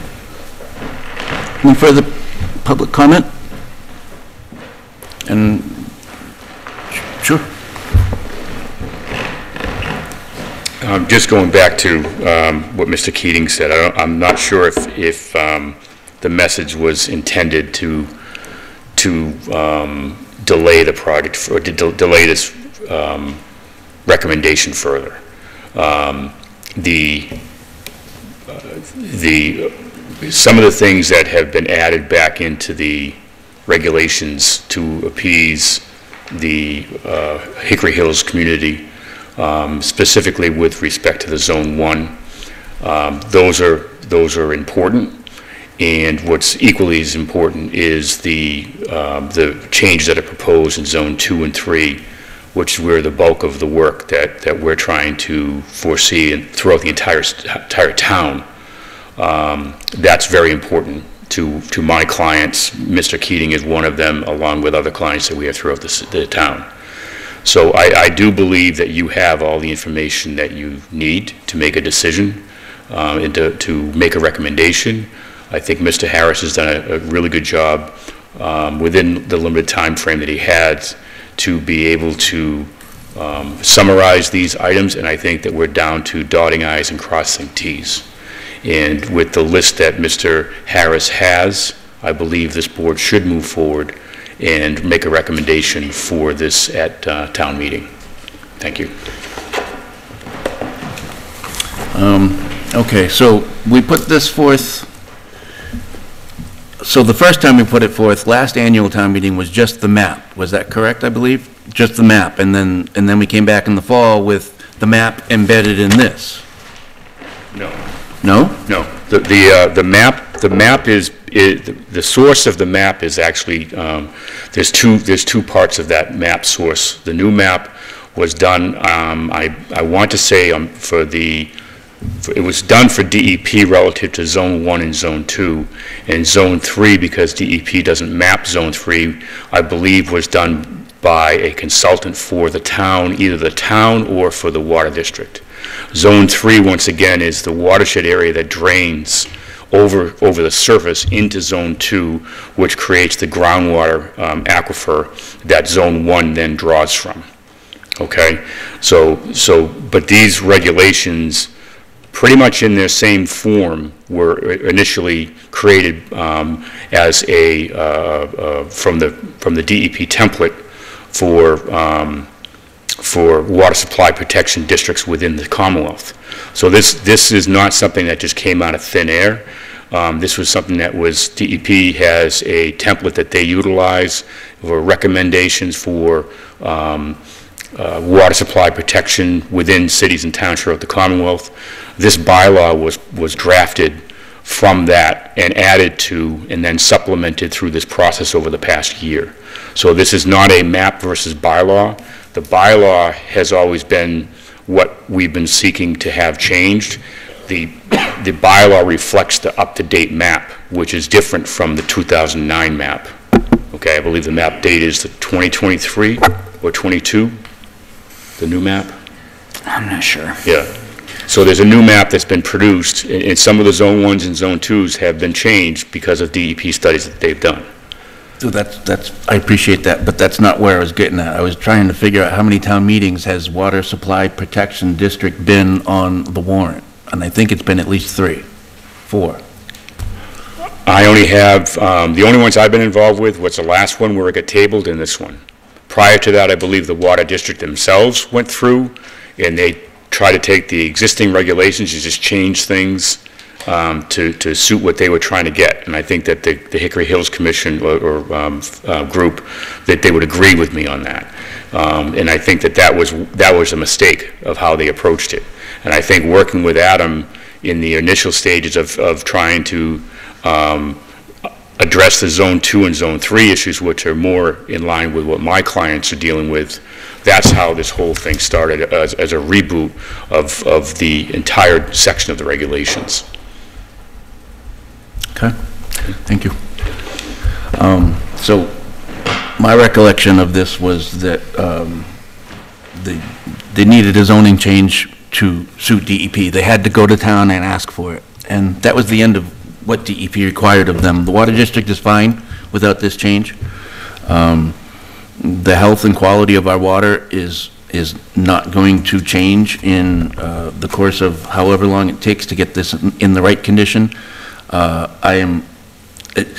are going to be more floor changes to this bylaw this year, this annual town meeting, than there were at the last fall town meeting. Right? We had the snafu with the numbering and the lettering, and then there was another thing. So there were only two things before, and now there's a whole bunch of stuff, right? On the floor amendments? I still wouldn't say there's a substantial number. They're fairly straightforward amendments, in my opinion. If this goes to town meeting, I bet you it will take almost as long as the override article. Quite frankly. I'm not saying it won't. In that. I'm not saying it won't. I think most zoning articles usually take longer than just about anything else, financial. But so for us to take this to town meeting and say, yeah, this is good, let's pass it, that's me, that's her, that's him, putting our names and backing behind this. I'm not comfortable with that, and I'm not going to speak for them, but yeah. Okay, I just want to make sure I was recognized by the chair before I spoke. Good. The amendments, as you just heard from your interim planner, Mr. Harris, are very minor from what was originally put on the warrant. Okay, it's incumbent upon, I feel it's incumbent upon the board to present this to town meeting and let town meeting make the decision. I think that's part of the duty. Okay, part of the duty is that the underlying language is in the bylaw as a starting point, that you're comfortable with that, with the changes that are recommended by the planner as part of this review process. This is the process. And to take the process and say that we don't feel that we have exactly what we're going to have and that town meeting is going to take too long if we go this way is not a valid reason to not move forward. That's certainly not my only reason, but go ahead. Well, that's what you just said. It is what I just said. Right. It's one of the reasons. Okay, so can we understand the rest of your reasons? I've been saying them all along. This was shoved down the planning board's throat by the town manager, and who claims she had nothing to do with it. It goes from the water district to Adam Burney's desk to our table here, and we've had 3 or 4 thorough looks at it, and that's it. And even after that, we still had floor amendments at the fall town meeting, and we've had 3 or 4 months. As I said earlier, this bylaw is not drafted out of thin air. This bylaw is drafted from a DEP model that's recommended for every single city and town in the Commonwealth that has public water supply, whether it's surface water or groundwater. This is the model that everyone else is using except for the town of Lunenburg. I won't say everyone else, but. So do people like it as well as the MBTA community zoning that's being shoved down our throats? That has nothing to do. We're not speaking about that tonight. Well, that's from the state as well. Okay, so there's a talking point. However, right now your planner is telling you that the information that has been created as part of the planning board process prior to town meeting are negligible changes at this point in time. I don't want to speak for him, but I think that's what he just said. I've drafted more substantive floor amendments than these. So my request on behalf of my clients, who are also part of the town of Lunenburg, would be that we move forward with these amendments, and we just, if it takes more time on the floor, it takes more time on the floor. And I don't think that the Hickory Hills group is opposed to that. I'll let them speak for that. I'm just not interested in putting this forward. I'm one member again, so if, go ahead, please. Yeah, I don't mind if it goes forward at all, but I would ask that there be some avenue of clear communication as to what you're going forward with before May 4th, so that they'll be posted on your page, your website. We are going to present this exact wording on May 4th so that we can know ahead of time your intentions. So we're not blindsided. I mean, one of the things Commissioner Allison brought up a long time ago is, you know, certain departments appearing sneaky. And we just want clear communication ahead of time so we know what is on the agenda at the town meeting and we're not blindsided.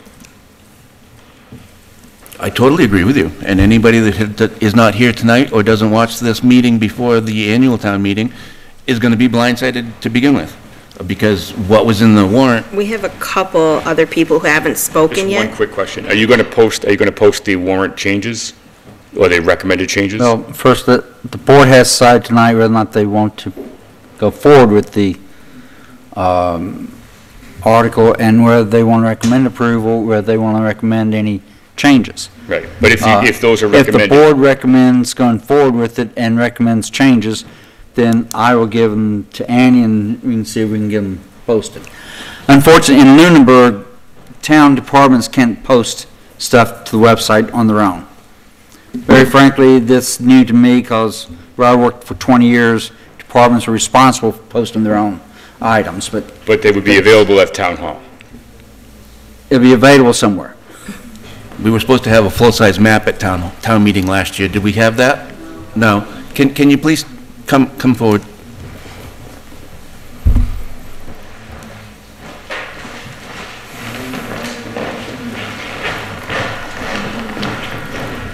Hi, my name is Debbie Ritchie. I live at 98 Royal Fern Drive. My question is, we've just received all the information for the town meeting, including this issue about the water department, but the proposed changes are going to be different from what we read today, correct? If you change it. So therefore, I think it's going to be a problem with people who live here, who have read the book, and then go to the meeting and said, okay, this is how I feel about this, this, and this. They don't listen to half of it, to be honest. You know, they've got in their mind, this is how I'm voting. So they don't realize if things have been reverted back, such as Zone 1, which if you, what I understand from hearing you speak tonight, that you're proposing we go back to the language of Zone 1 that we currently have. The other question is, if you don't put this forward, what is the issue that's going to happen that, you know, it's not put before town meeting May 4th? Is there a problem with keeping our current zone laws? It will have to be addressed later on, I understand, but what does it harm in the meantime if we don't go forward? Well, thank you for the question. I guess that's what I was trying to express, is the water district doesn't have a problem. The quality of our water is not going to go down in 6 months. And, you know, the town is 12,000 people. Not all 12,000 live on Hickory Hills. Not all 12,000 volunteer on boards. Not all people live on Flat Hill Road. 12,000 people across the whole town. They all got the warrant, and they're all going to be misinformed about the discussion. It's going to be the same as happened last fall meeting. My concern is not with the people here. My concern is with the people running the town. I'm going to put it out there just like that. The town is not functioning properly. We are like headless chickens. The planning office is empty. We don't have an administrator. And the land use director we have is good for 10 hours a week, is that what we get? It varies from 10 to 20. This was half-baked in the fall meeting, this is still half-baked, and the planning board is the elected volunteer people. The planning department is everybody else that's paid and something else, but this is the planning board recommendation, and as a board member, I'm confused as to which version of this is going to get gone, and again, I think that it's good to go with things at advice, sure, but the board hasn't reviewed this, and the board has not spent the time that we should have on this bylaw. And if it was just a change here and there, that's one thing, but it's not. It's an entire rewrite. It's take this old one out, put this new one in. Now, if we don't vote on a new one, then what we have stays in effect, and there's no change. It's a little defunct. There are some quirks. There are some things that haven't been enforced. What becomes of that, I'm not sure. But the reasoning and the explanations that I've heard from multiple different sources conflict. And as a citizen, I have a problem with that. As a board member, I have a problem with that. And I wouldn't have a problem standing up at town meeting and saying the same thing. But I don't want to have to. I did it at the fall town meeting. And I'll do it again this year if I need to, but I'm not sure that I do. I just want to make a couple comments. Try not to ramble. I mentioned earlier that Mrs. Pease had a great comment about being blindsided. For me, I think Mr. Harris has done a great job, as everybody has said. My issue is not with Mr. Harris at all. My issue is every meeting I get new information. Every meeting the bylaw has been changed a little bit, and as we've mentioned before, we're all volunteers. We all have lives. We all have jobs. I can't dedicate entire days to the planning board into this bylaw. I try to get ahead of it. I try to read up on it. I think, the changes, great. If Mr. Harris is able to make these changes, it was brought up that it's not going to be the same in the warrant article when we bring it to town meeting. There's confusion there. It was super confusing, as Mr. Allison mentioned, about the map. And I don't know if that was the last town meeting or the town meeting before. It all molds into one at some point.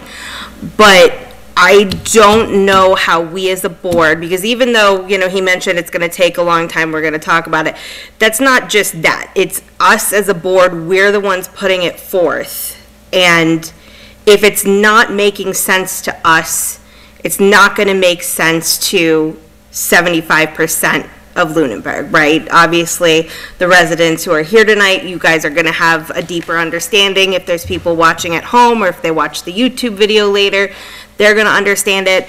But I think for most people going to the meeting, they're not dedicating the time that the people in this room have dedicated to this. So I'm not super comfortable going to town meeting and saying, hey, this is the new bylaw, we've changed some stuff, it's not in the warrant article that you have in your hand, but, let's try our best to explain it to you. That's my opinion. If we bring it to town meeting and if everybody's happy with it and it makes sense, I think that would be a miracle. I'm not against that, who doesn't love a miracle every now and again, but for me personally, I don't know how I could be comfortable bringing this to town meeting when I myself am learning new information every meeting. That's all I got. Thank you. Another public comment, please.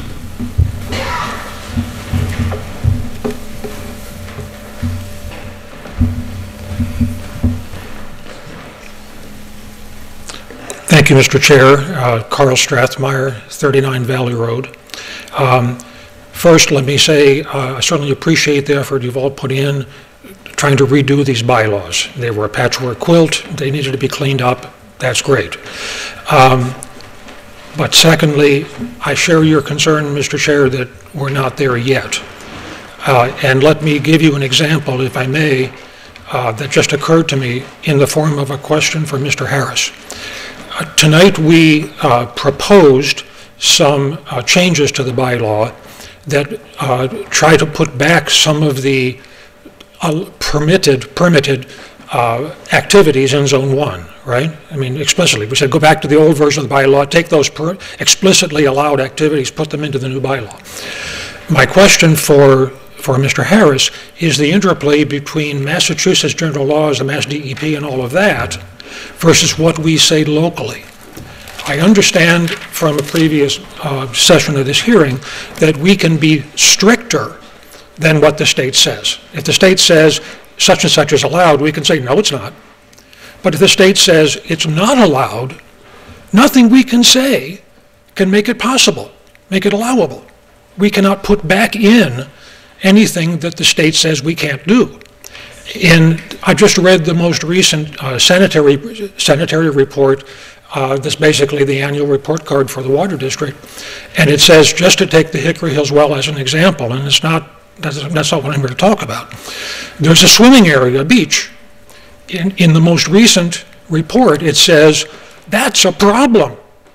We got to fix it because that beach is within the 400-foot circle. That's the DEP talking. Nothing we can say that says recreation should be allowed. In my understanding, and again, question for Mr. Harris, clarification, nothing that I see says we can say, no, DEP, take a hike. Swimming is allowed because it always was. We had it in our old bylaws, and of course it's grandfathered.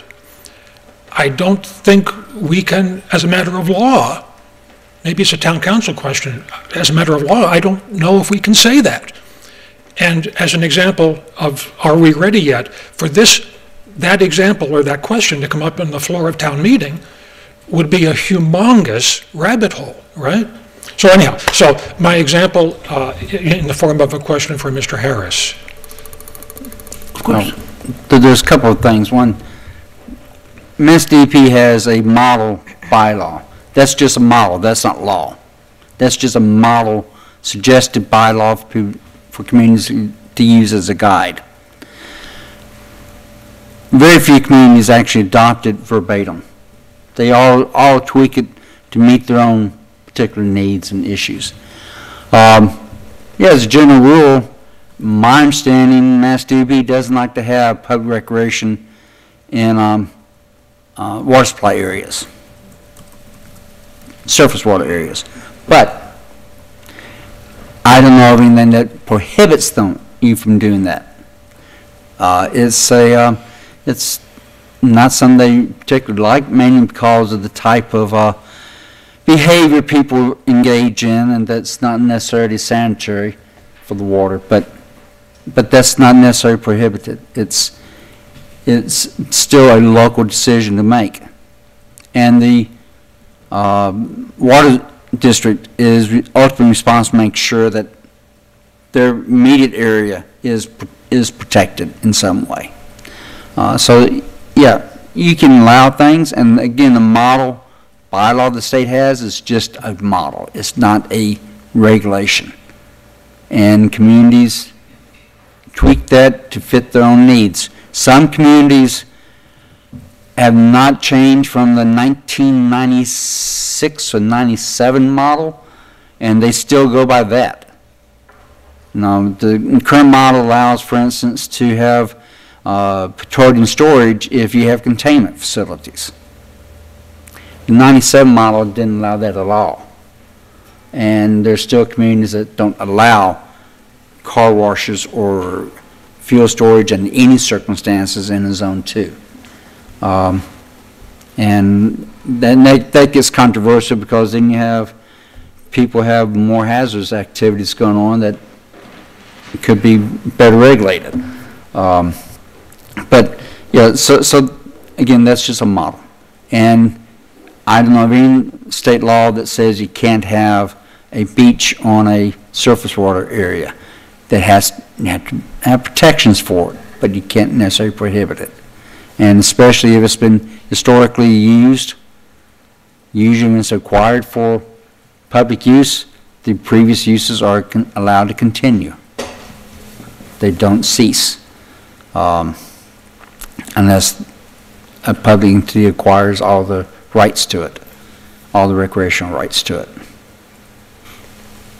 Okay, so I suppose, based on that, the changes that were proposed during tonight's meeting may be effective and probably are in order. You know? And again, the changes that are proposed with Zone 1 are what's in the current zoning bylaw.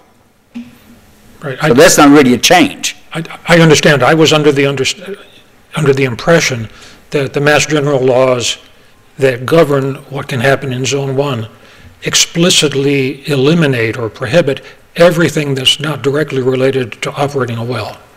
And have I read that wrong, maybe? I'm not sure. I don't think it does, no. Okay. Thank you, Mr. Chair. Sure. And here's another example of things that would come out in the wash if the wash was a longer cycle. This is a well. It's groundwater. It's not surface water. Right. So groundwater and surface water are regulated entirely differently by DEP. They have totally different regulations. So a groundwater well has a Zone 1, has a Zone 2, Zone 3. They are under land. Now, the land under the water doesn't count. So the land under the water, if it was a surface water, would be the lake, and then your regulations would be totally different. It's not. It's groundwater. So any surface water that's within the Zone 1 is not necessarily regulated, per se, by the groundwater Zone 1. That's my understanding, and I got a nod. So there is misinformation abounding in this discussion. Let's give you one tiny change to that. So surface water, drinking water supplies that are surface water are zones A, B, and C. Right. Wells are zones 1, 2, and 3. Thank you. Okay, so if Hickory Hills, the lake itself, if you were pulling from the water from the lake and drinking that water, kind of like Wachusett Reservoir, okay, that would be, they wouldn't let you swim in that. So they don't let you swim in Wachusett Reservoir. They let you swim in Hickory Hills because it's a groundwater source for the well there. That's the difference. Okay. Thank you for the clarification. And I have the Massachusetts regulations here, and it says for passive recreation use of Zone 1, and it says passive recreation is defined as walking, hiking, cross-country skiing, bicycling, boating, fishing, swimming, and those are allowed uses in Zone 1. And it says other recreational activities may be considered on a case-by-case basis and require DEP approval for other things. But in Zone 1, and I agree with the previous speaker, A, B, and C is a reservoir. 1, 2, and 3 is, as Mr. Allison said, groundwater. So those activities are allowed in Zone 1. Can't go to Quabbin Reservoir and take a dive. As much as you'd like to. Is there any other public comment?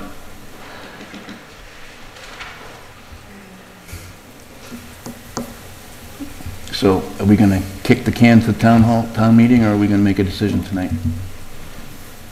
We haven't heard from you. We can stay here until 10:30 and then vote if we want to go home. Sure. And then vote not to, and then stay here till 2. No. Okay, well, you know. No, thank you. We still got the battery systems to do for town meeting as well. Yeah. So, you know, I'm here all night. I'm fine. I mean, regardless of my opinion, if neither of you are comfortable with sending it to town hall, then we can't send it to town hall. What's your opinion, though? Maybe you can sway us. I mean, what it seems to be is there is a better consensus on what the town wants based upon the feedback we're getting here, but is that too late in the process that it matters? Like, if we had come to this point 2 months ago, would this be different? I would have a different take on it, yeah. Sure. I would be telling us that we'd probably be here after 10:30 tonight, that we should be. Yeah. But again, it's not, I can't tell us because we've already got that, we vote. So, So what are the options here? We continue it to town hall, or we motion to put an end to it here? we can do either. If we move to continue with the town hall, we've got a lot more work to do because we've got to solidify all this changes, which is fine. If that's what we decide, then that's what we do. Sure. What we also could do is have a motion, a second, and a vote on tabling it. Now, would those have to be after we close the hearing? Or? You could, I think you did during the hearing and then reaffirm it afterwards, because the hearing encompassed the other amendment as well, so. Okay. Did you have anything to say about? It's up to the board what you want to do. I mean, if you're not going to go forward with it, I would suggest that what you want to do is make a motion to make a recommendation that there be no motion on this warrant article at town meeting, and convey that to the town manager and town council, that's the planning board's the proponent of it, and planning board is basically we don't want a motion made on this article. We're not recommending it at this time. Nope. If that's what you want to do. If you want to proceed with it, we can go through the amendments that, we've gone through most of them. There's two more amendments that would need to be incorporated to address the issues that Mr. Hannigan and Ms. Pease we talked about tonight. One would be to incorporate the two definitions that Mr. Hannigan mentioned, and the other would be to go back and on one part of the treatment facility say prohibited, but in zone 2 special permit, and then on the wastewater treatment plant saying special permit regardless of where it is, but prohibited in zone 1. But it's up to the board what you want to do. I mean, if you don't want to take town meeting, then you need to make a motion to that there be no motion at town meeting on this article. So it wouldn't be to withdraw because it's already on the warrant? It's already on the warrant. We can't withdraw it. So you can't take it off the warrant. Just request that there be no motion. Okay. So, Matt. And I don't know what it is in Lunenburg, but where I was before, if the planning board was the proponent of, or anytime someone who is the proponent of an article, when town meeting said, we request no motion on this article, there was no motion on the article. It just died. That could happen here. Stranger things have happened. Matt, is your belief here that it either, at this point, it wouldn't get past town meeting, or it would be too much of an uphill struggle? It would be a very considerable uphill struggle to get it to pass at town meeting. What I will say about that, and I don't really want to directly answer your question, but what I will say is I don't remember any other time in my lifetime or my experience in town politics that 12 days before the town meeting, any group is still discussing new information on a bylaw to be presented. Sure. Okay. I can't remember. Anybody remember a time? Addressing Mr. Harris's way of doing it, I think that the way it could be done would be to have you recommend that at town meeting it get tabled to the fall meeting. I'm sorry, to the fall meeting. That's what we did last year, right? Last fall. Yeah. Right. And we didn't do anything with it. As a board, collective, it's our fault.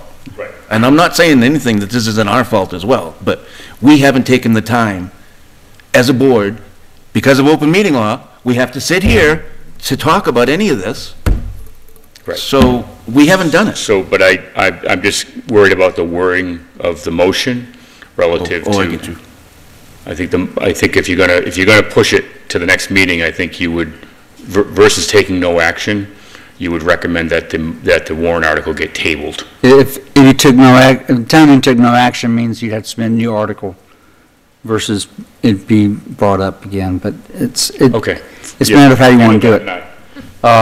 Is it a new article already? Because we're having, public hearing. Yeah. Yeah.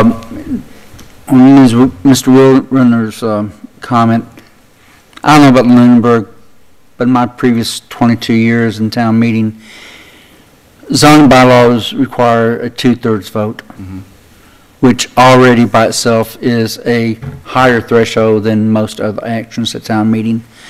And my experience has been that if a member of the planning board was opposed to it or was not supportive or had questions about it, that it was unlikely to reach that 2/3, because if the planning board is not unanimously in favor of something, then how are you going to get a 2/3 supermajority of town meeting to be supportive of it?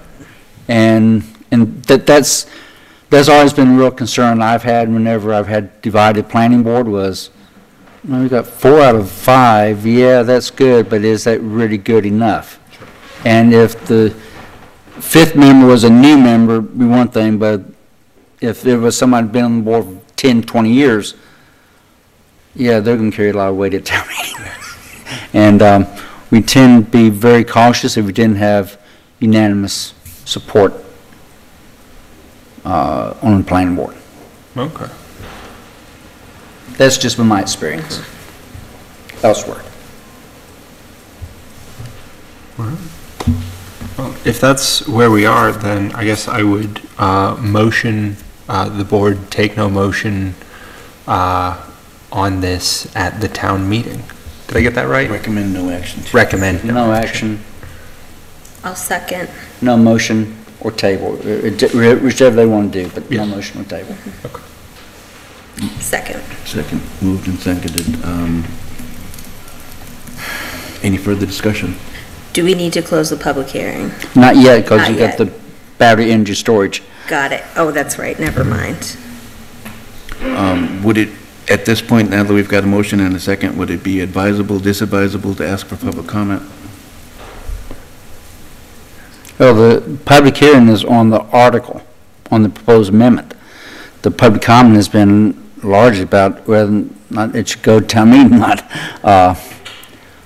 It's up to you. I mean, I'd go on to the battery energy storage and then close the hearing and then see if anybody has any comments on what the board wants to do tonight. Okay. All right, moved and seconded. Discussion has been had. Any further discussion? All in favor, please say aye. Aye. Aye. Okay. That will be the recommendation we make at town meeting. Can you just read it so we can hear what it actually is? The motion? Table it, yes. To take no action, to recommend no action be taken. At town meeting. I have a question. What if someone doesn't take your recommendation and then they say, no, we want to push a vote on it? All right, come up to the mic, please. And I think that Mr. Harris, I think you answered that, didn't you? Yeah. It could be. Yeah, now typically if a proponent of it isn't making the motion. I know typically, but in our day and age, strange things happen. Has the motion they've just made, is it a possibility that someone can come and move the original motion that's in the booklet? As long as on the article, as long as on the warrant, there's always a possibility you might do anything. Because you didn't withdraw it, you said no It's motion. already on the printed warrant. I think in the past, I've heard them withdrawn even when they're on the printed booklet in Lunenburg. Other town departments, not the planning board. I believe that you can check with town council, but I believe that I have seen other warrant articles withdrawn that were in the printed booklet. So I would suggest the board could make their motion to, and you can amend your motion, to take no action or withdraw whichever is permitted by town moderator. Oh, so modify the motion to be either take no action Or or withdraw. withdraw. I see. Not a bad point. Thank you. Thank you. And typically it's the moderator that makes that determination on advice of town council. So do you want to? Do we need to re-motion? I think so, right? A motion to recommend taking no action or withdrawing the article presented at town meeting.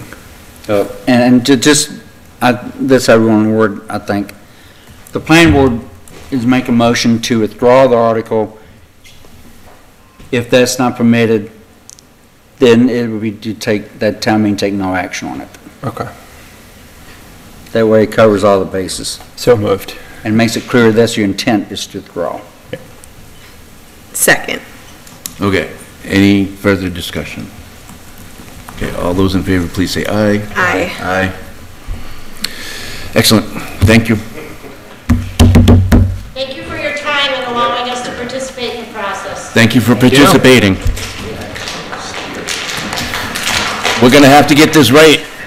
We're going to have to get this right, so you're going to have to hopefully continue to participate. Very good starting point, Liz. Yeah, we have a very good John, starting point.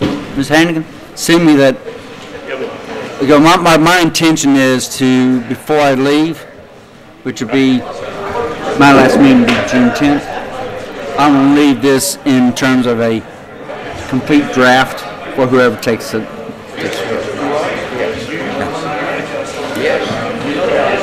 Okay. I go over there all the time.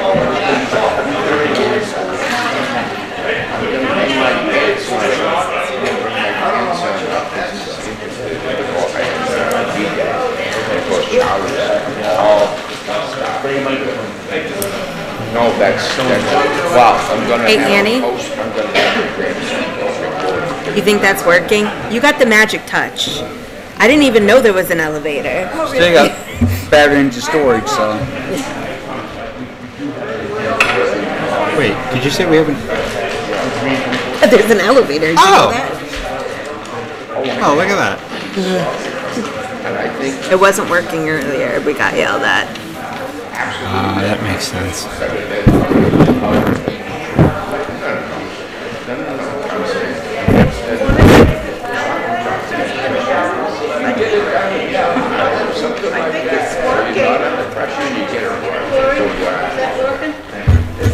You're welcome.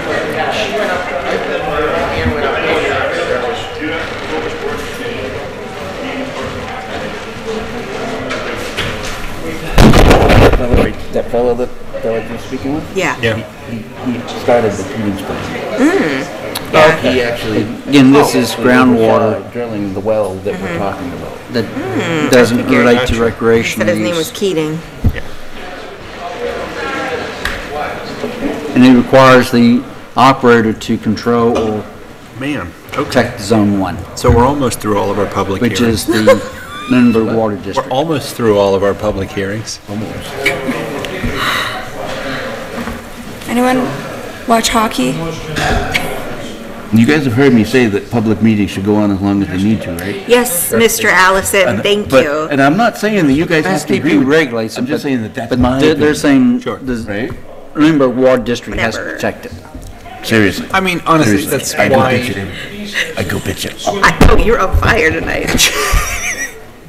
You can still prohibit. That's why looking at this town meeting makes so much more sense than the last one I was at, because this one starts in the But they're not morning. going to do that on groundwater. Yes. It's gonna take a while. Start it in the morning. I'm fine with last one that. You don't was swim- like 6 you or don't swim 7, in and I'm groundwater. like by 10, I'm like, I'm not gonna finish this. You don't fish in it groundwater. should. Oh, I feel bad they're leaving. That's surface water, that's not groundwater.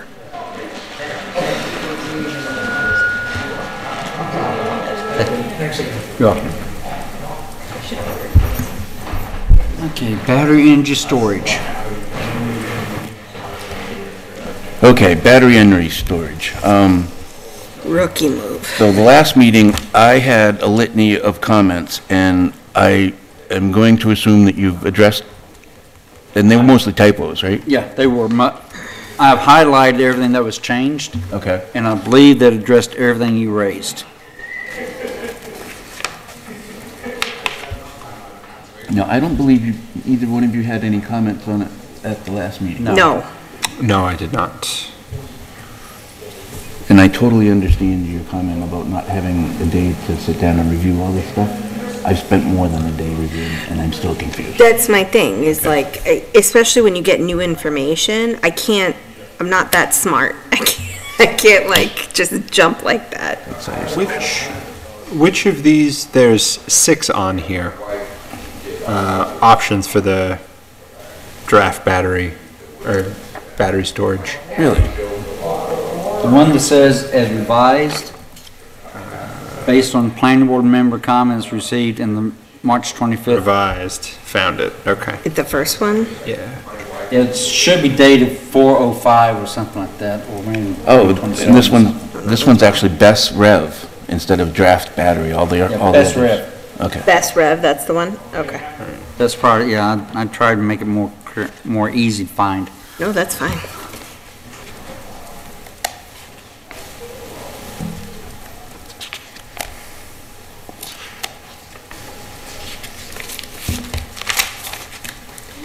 And I tried to highlight everything that I made changes on, so.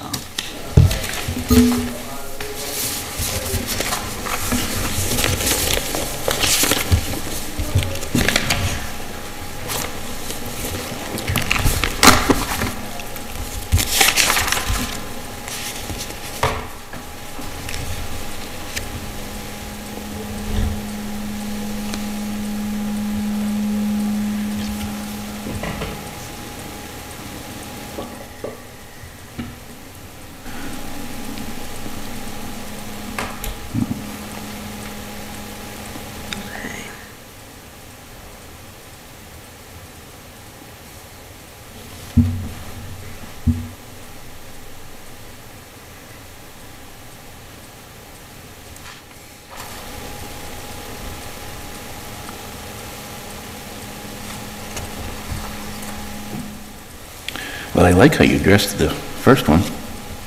What? I like how you addressed the first one.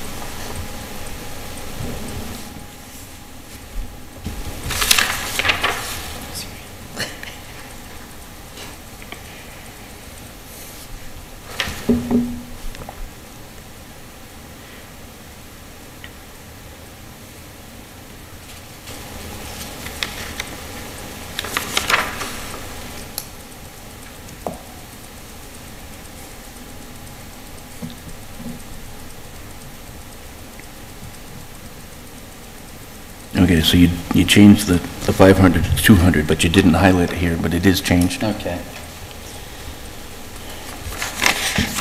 So I tried to highlight it. I'm not guaranteeing to highlight everything. No guarantees expected.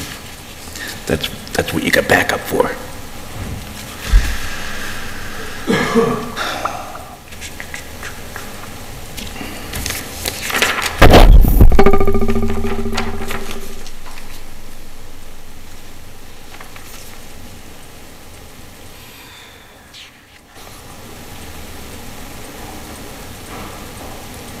So frequently when I write something like this, I'll write it, then I'll set aside and go back and start questioning how could someone misinterpret it? Yeah. Or misuse it.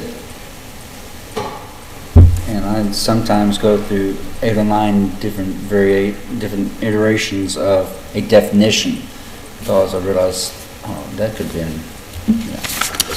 That one didn't get. Let's see.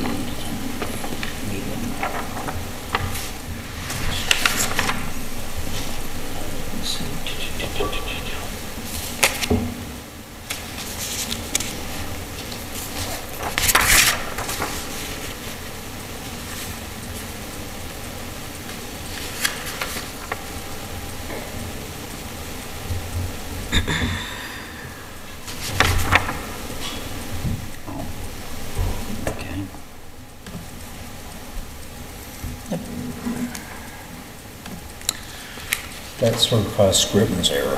Scribner's error, exactly. Well, that's what the majority of this was anyway, to begin with. So what I just pointed out to him was 4E, just in the was missing. It went On page 4. on page 3. On page 3, okay. On number 4E. So the draft that you're looking at, you're gonna update that, right? Yeah. Okay. I had a question too. On page 4, at the bottom under B, we have listed historical significance, scenic vistas, natural and rural character, or public safety. Yes. Is there a reason it's or and not and? Because it's highlighted, so I don't know. I put or because I added the word or in there. Okay, but should it be and? No. No? Because And would indicate you had to the do items all together. 4. Right. So it doesn't want But or means it can't, none. it can adversely affect any of those items. Okay. Okay, I get that.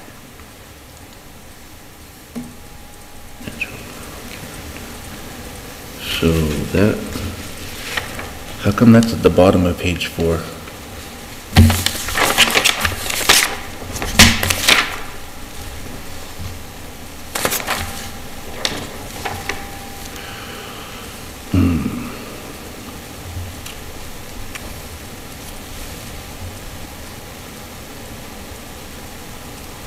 No, I haven't noticed any differences.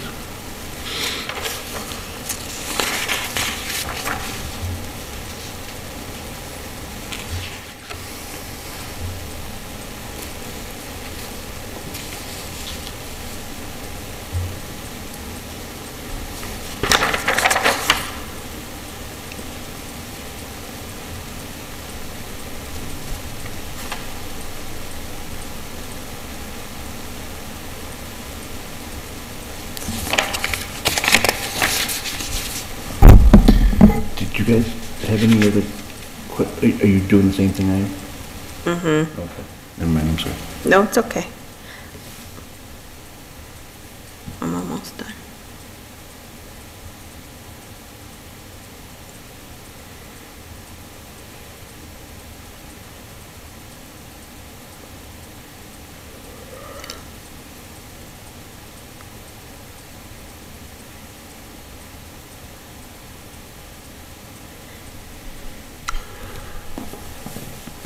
So going by the same kind of discussion we had for the last one, I do see this different in terms of like, even though we're making adjustments at, kind of the last minute, because this is something that if we don't have a bylaw already, and if we don't write a bylaw, somebody else is going to write it for us. No, somebody's gonna come in, they already told us they're coming in. Yes, and they're gonna that's do what it I meant. without regulation. Yeah, sorry, that's what I should have said. And I'll have to check, but I believe the changes that we put in there from March 25th are included in the warrant draft. Except for the that I omitted, but yeah. I'll check, be sure, but I believe I put that in there. And I did that because a board member had said these changes and nobody disagreed, so. Yep.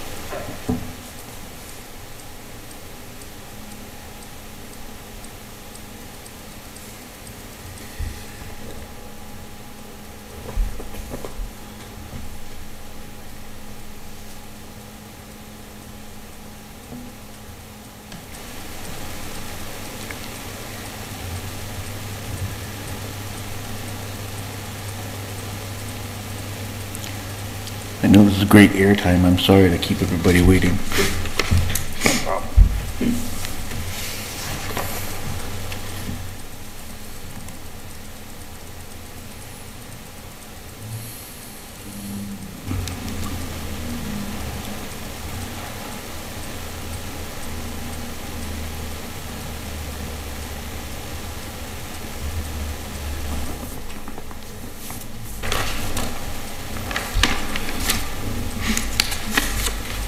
It'd been easier if I just had you scan those pages in and send them to me.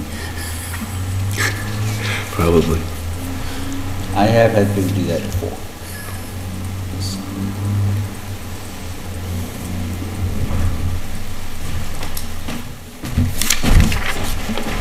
Well, if we weren't all locked out of all the equipment over there in the planning office that's vacant right now, then I probably could have. Yeah. Yeah.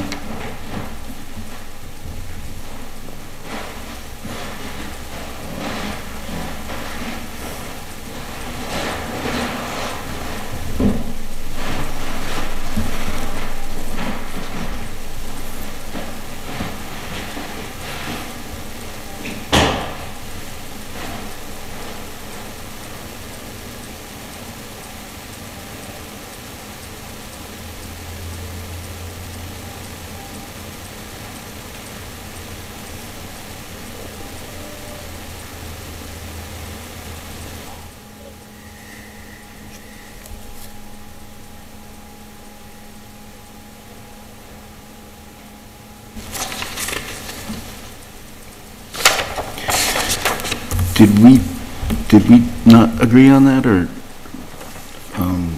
you probably explained it away?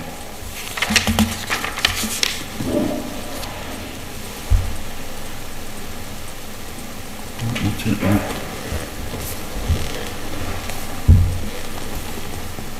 Didn't put that in there because we're saying any changes, period. Back to the fire chief. Goes back, yeah. Okay. Yeah, because I don't want to restrict it to changes made during the planning board review. Right. I don't want any changes, anytime. Okay. Has to go back. Okay.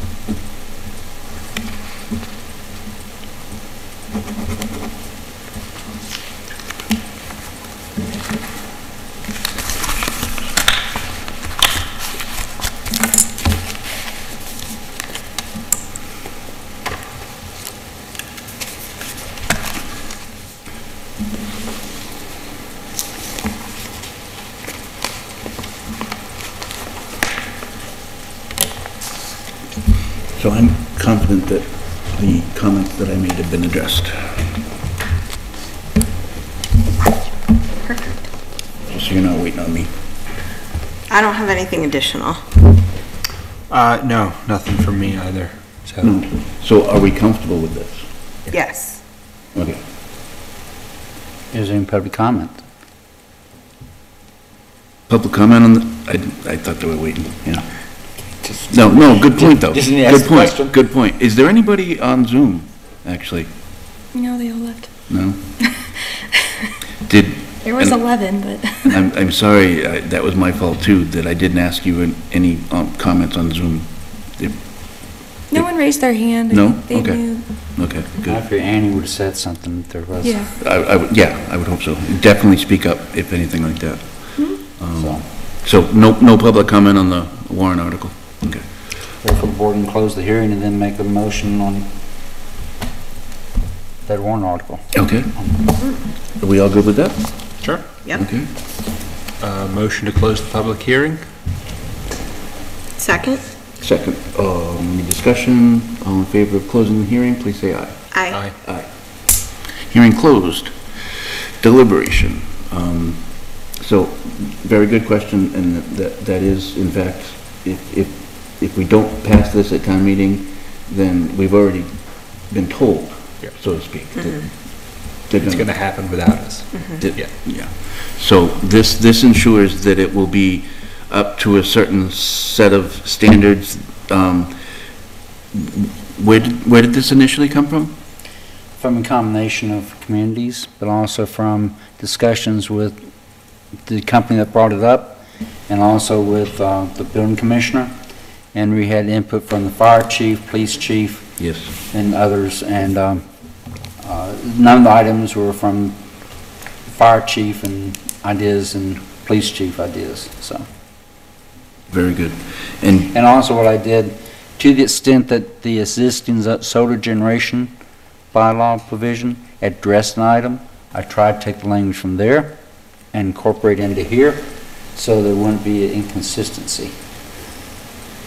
And just to confirm, this is just words. There's no zoning table at all component to it. Okay.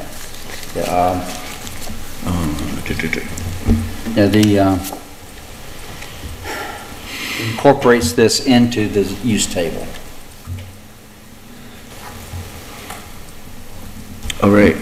If nobody's got any comments or concerns, which it sounds like that's the case, we just motion to approve. They need to make a motion that town meeting, you recommend the town meeting adopt the proposed battery energy storage systems bylaw with the one Scrivener error correction that was noted tonight in item 4E, the words "in the" be inserted into that sentence. So moved. Second. Any discussion about that? All in favor, please say aye. Aye. Aye. Excellent. The public hearings are done. Good.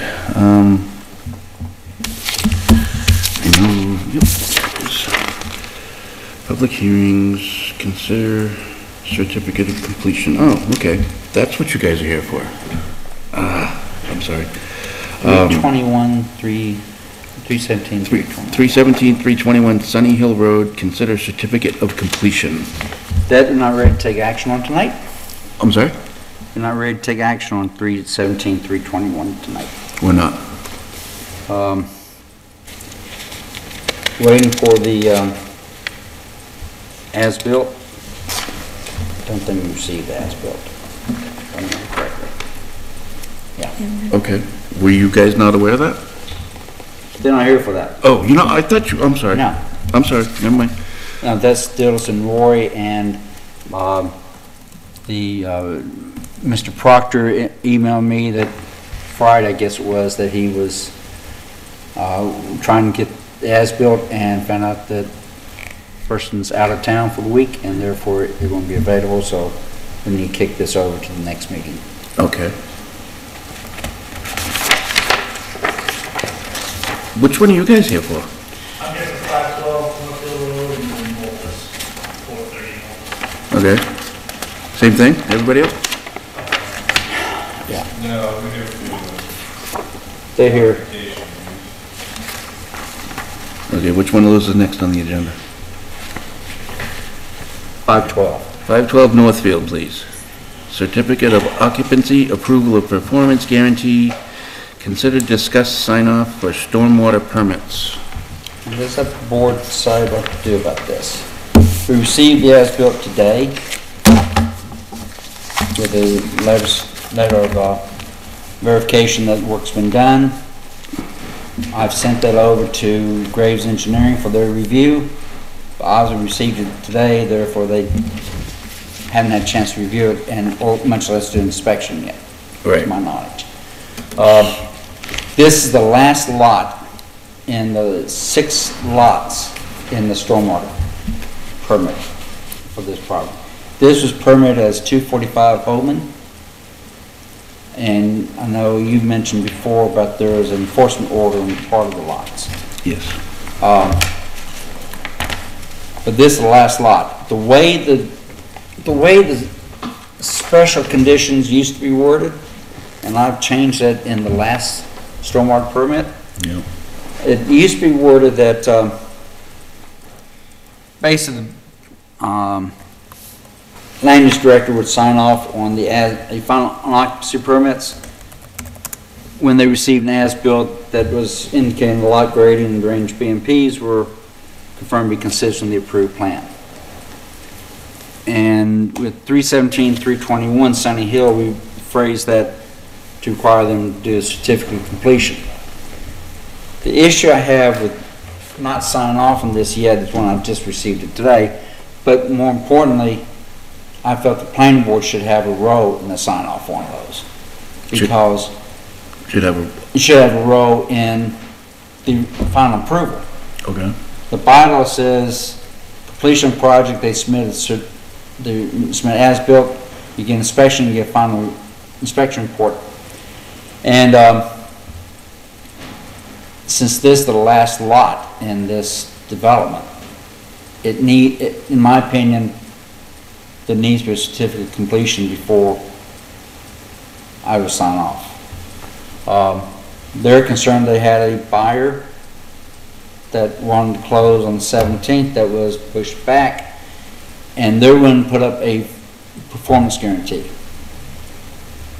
to cover whatever remains. And one of the issues I have is they just planted the rain garden. What if the vegetation doesn't survive the next 3 or 4 months? Mm. And there's no provision in the stormwater bylaw for that. So I don't know how the board wants to proceed with this. If the board wants to say, yes, we'll take a performance guarantee, and for the amount, I'm not sure what the amount would be. The performance guarantee would be drawn up between the property and the people looking to purchase it. No. Oh, okay. It'd be a performance guarantee between the town and the developer. Oh, I see. So that in the event that there was an issue arose, the town could exercise a performance guarantee, had to work to correct it. Okay, that makes more sense. So I'll let John. All right. So thank you, Mr. Harris. But as he explained, this is the last lot. All the work has been completed. We did have an as-built done. We're just waiting on Graves to sign off on it. And I'm here tonight with the developer, Prolim, and he's willing to put up a performance guarantee for the plants, because that's kind of the only outstanding item you might consider for the stormwater permit in regards to what remains. All the rain gardens were designed or installed in excess of the design volumes. So we're very happy with that, and it's in accordance with our proposed design plan. So Phil is trying to keep his closing date. He already had to postpone it once, and so we'd really like to get this signed off so we can get his final occupancy permit and keep that closing date.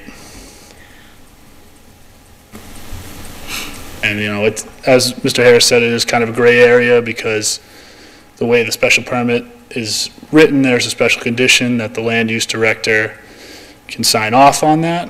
However, as he also explained, the bylaw is kind of conflicting to that. So we're here tonight, try to find a solution that, the board's amendable to, and move forward.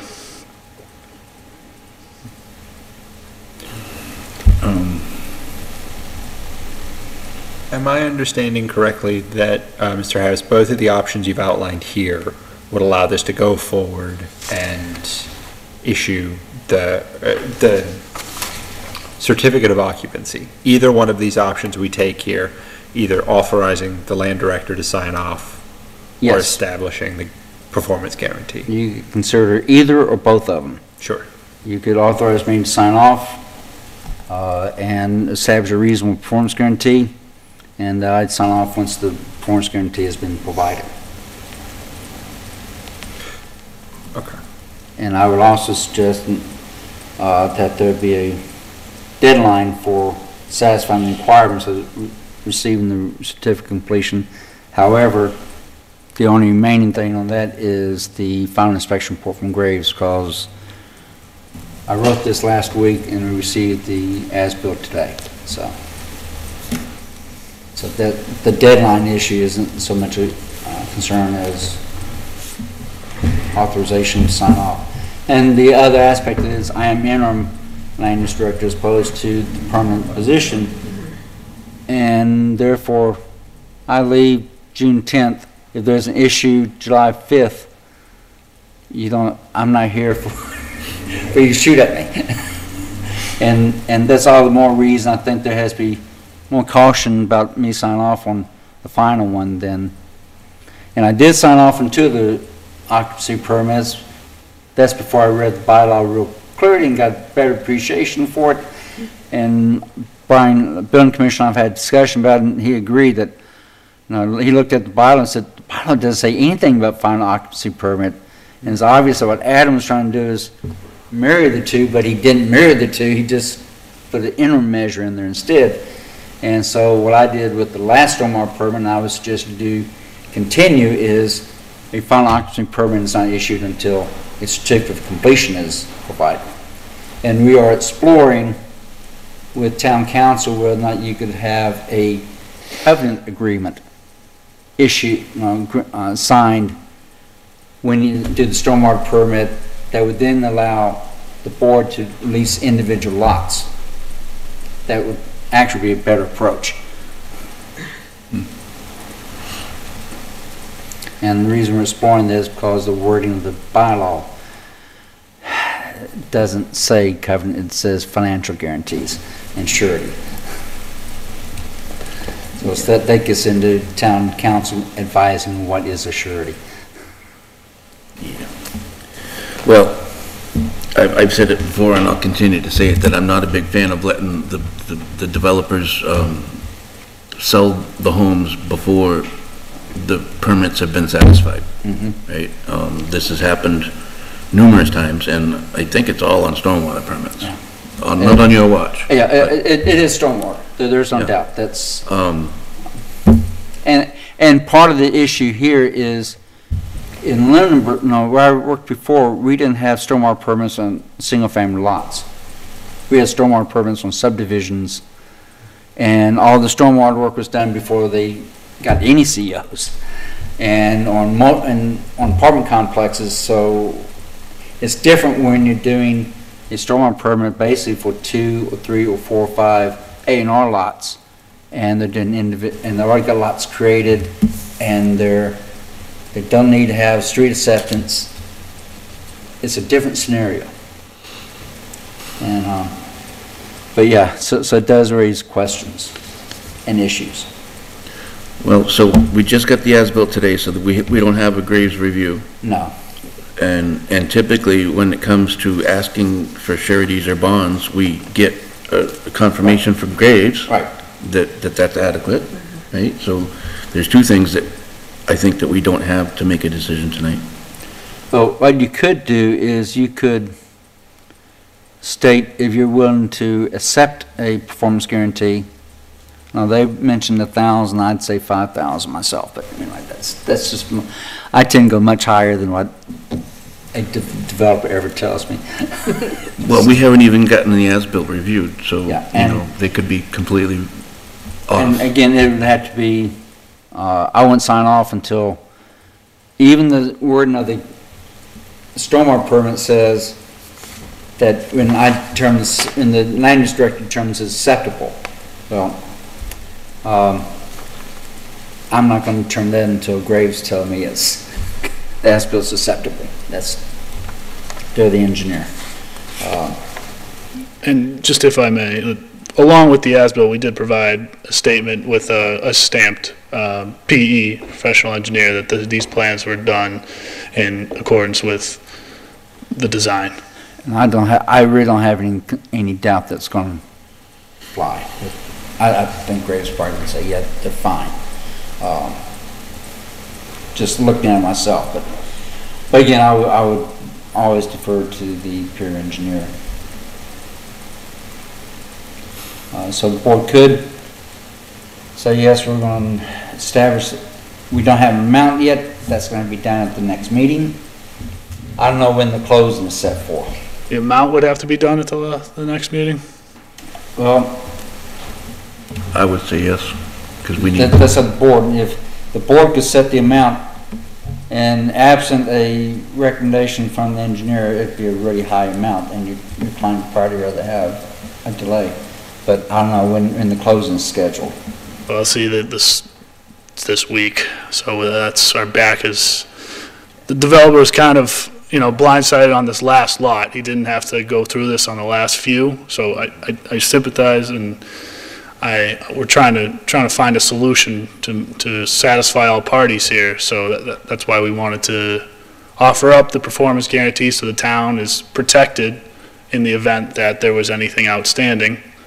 That performance bond would, be in place to take care of that, and then it also keeps the developer on the hook, because he's going to want that performance bond back.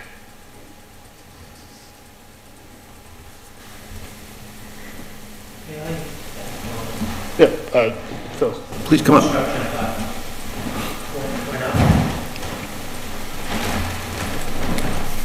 Phil Provost, Prolim Development. When I was developing and meeting with Adam on site, I was instructed not to construct the rain gardens until the very end, when I did the actual landscaping and spraying of the lots. Adam requested this of me, otherwise I would have put in all the rain gardens last year. So having said that, I was up against a seasonal issue, and I had this conversation with Adam early on and set a closing for April when I could get plants, when Shemans opened up Site 1 in Hudson, and when the specialty soils would supply those soils, those specialty soils, because they won't produce them until seasonally. So I had these conversations early on, and I was the one that was instructed I could not construct the rain gardens. They were functioning temporary rain gardens while I waited. That was my instruction from the town, how to proceed. So I am a little blindsided here, because I would have produced every single rain garden last year and not run into all of the circumstance that I am hitting now, coming up against a head wall of, not being able. And it's only rain gardens. It's not any other stormwater activity. There's no inlets, there's no outlets, there's no outflows. It's just two rain gardens, and they are completed. Just in my defense, I was the one instructed how to do this. So I am kind of feeling a little jilted, because I tried to live up to what was actually instructed on how to proceed, and I followed through with my end. So I'm kind of asking the town to give me a little leeway to be able to proceed. Thank you. Sure. So question, I'm sorry. So how would you feel about a performance bond of $50,000? No. No? No, that's extortion. How much did it cost to build the rain gardens? The rain gardens probably cost me somewhere in the vicinity of $3,000 with everything, specialty soils, and the plants. The plants, I have the actual bill. You can see the actual bill of $2,000 to pay for the plants. Bark mulch is not specialty, so that's nothing you have to worry about. The specialty soils have been, we have the receipts for those that go to McCarty's, and they inspect it and so on in the procedure. So I would think it cost me about $3,000 to construct it with the specialty soils. But is it my understanding that you're worried about plant life living? Yeah. And that's your biggest concern? Yeah, because that's not because nobody on your part is going to go in there and dig up the rain garden now to see the specialty soils. No. So, but if the plants don't survive, in theory, it's because it wasn't done properly, or they're just in hold, or, and you have to be sure you have sufficient surety to cover whatever might need to be done with the rain garden. That's why I asked how much they cost. Sure. So if you're looking at if it was me, I'd be saying we're looking at $5,000 guarantee, because that would be sufficient. Recognize that if a municipal entity does it, it's always more expensive than if a private developer does it. It's just the nature of business. So this bond would be something that, once there was no problem, it would come right back to the... Right. Right? Yeah. So I don't see how that's extortion. $50,000? Hey, you said everything's going to be fine, and if that's the expectation, then it comes right back to you. So I don't understand what the problem is. However,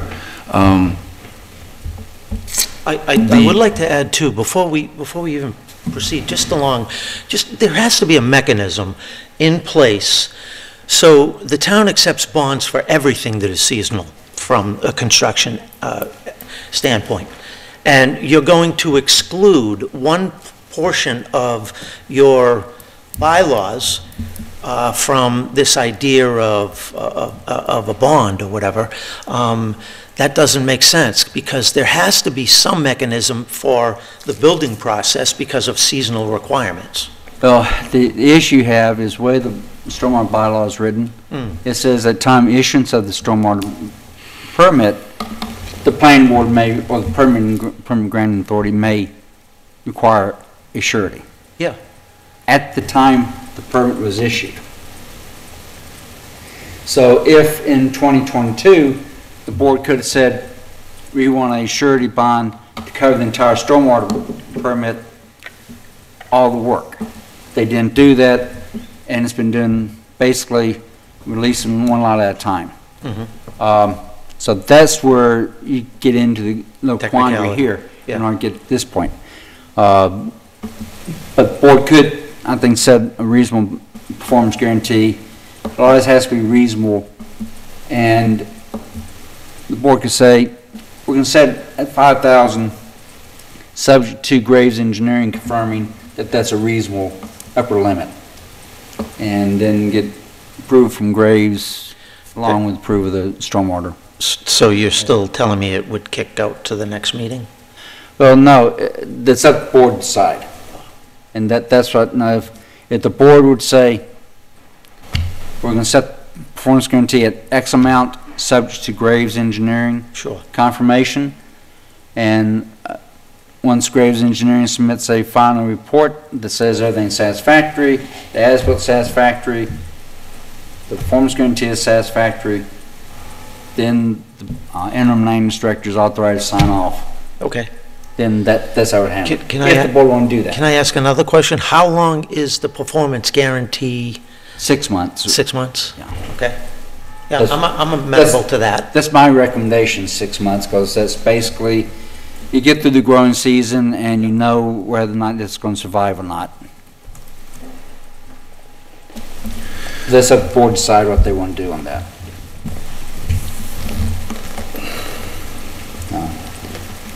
It could be higher, it could be less, it could be none, you could defer to the next meeting. It's up to the board. Yeah, so the rain garden is constructed, it's just not seeded and growing in? No, it's completed. It's all planted, it's completed. There isn't anything on the site that isn't completed. The only thing that's missing is Graves' final walkthrough. Right. And this is adjacent to the other one that has the order conditions for the washed out. Which that is, again, that was a seasonal issue. Just trying to get erosion control established. We're good. So. Hydroseeded last week. Yeah, hydroseeded, everything, yeah. Okay, I don't know if I upset you with something I said or if I just insulted you with the 50,000. I was just throwing out a number, and the reasoning, I don't know finances that well. I'm not a developer, but I am charged with trying to protect the town and the citizens. And if you've got one more rain garden that's already washed out into the erosion controls. I don't have any rain gardens washed out into any erosion controls. That was a loom issue that was running down. Okay. Germination hadn't occurred. I'm not accusing anybody of anything here. I'm just putting out what ifs. Yeah, okay? yeah. So what if, while the vegetation is still not established, we get 10 inches of rain, okay, and we actually own this now because we've given you the permission to give us a certain amount of money to cover it. We're not in the I development think you business. should speak to the engineer about that, because that isn't how a rain garden's engineered, so.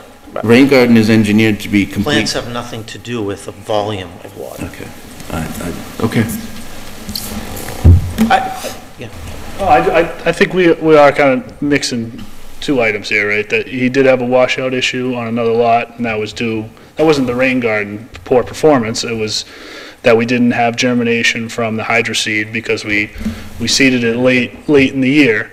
But Phil's done everything he can to be proactive and to fix that, and he's rehydroseeded the entirety of the development, and again, everything has been installed per design. Okay. Let me direct my question to you, Richard. If we accept a performance bond, not even going to put a number to it, how the homeowner buys the home, they are still subject to the permit conditions, right? Correct. The new homeowner? Yeah.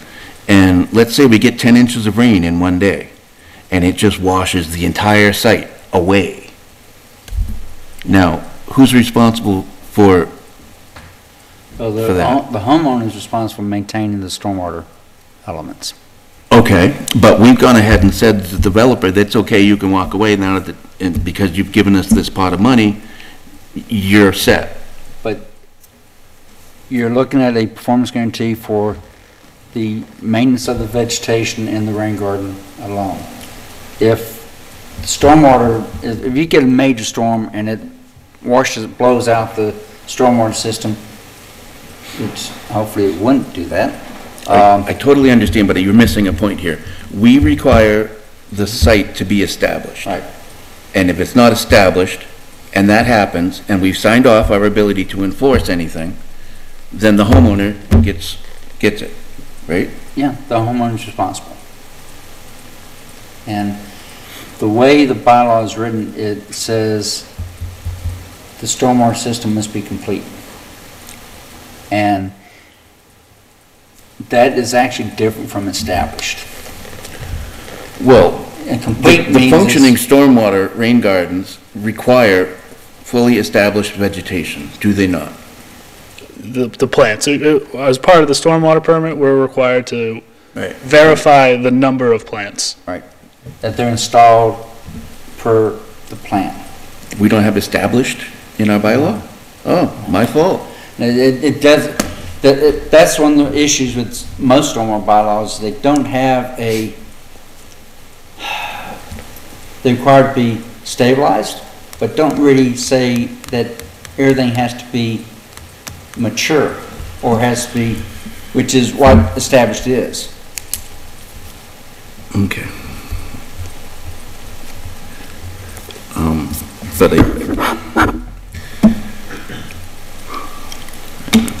it's my feeling that we should at least get a comment from the review engineer about a figure, but that's, again, one person.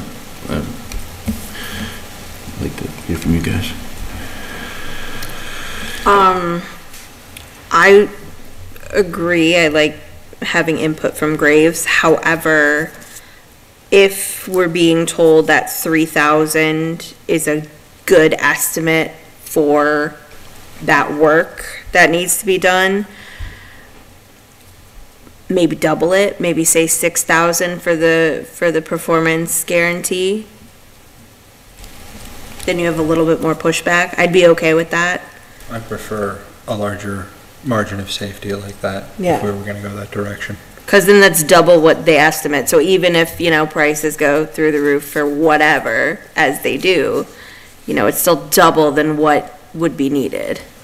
If you're accepting a number, I would condition upon confirmation from Graves Engineering. Correct. Of the appropriateness of that number. Okay. So we don't have to determine a number right here. We can You- say you- that's. You attach a number and say, 6,000 on the condition that Graves Engineering confirms That in that's writing acceptable. that is a appropriate performance guarantee. We're gonna pick a number and then have Graves say, that's a good number. Yes. That'll cover it, right? Yeah. Or that's not enough. And if it's not enough, then... If they come back and say, that's not an acceptable, appropriate number, then that's the then I can condition. sign off on the occupancy permit for Brian, therefore they can issue, they come back next meeting for a new number. Yeah.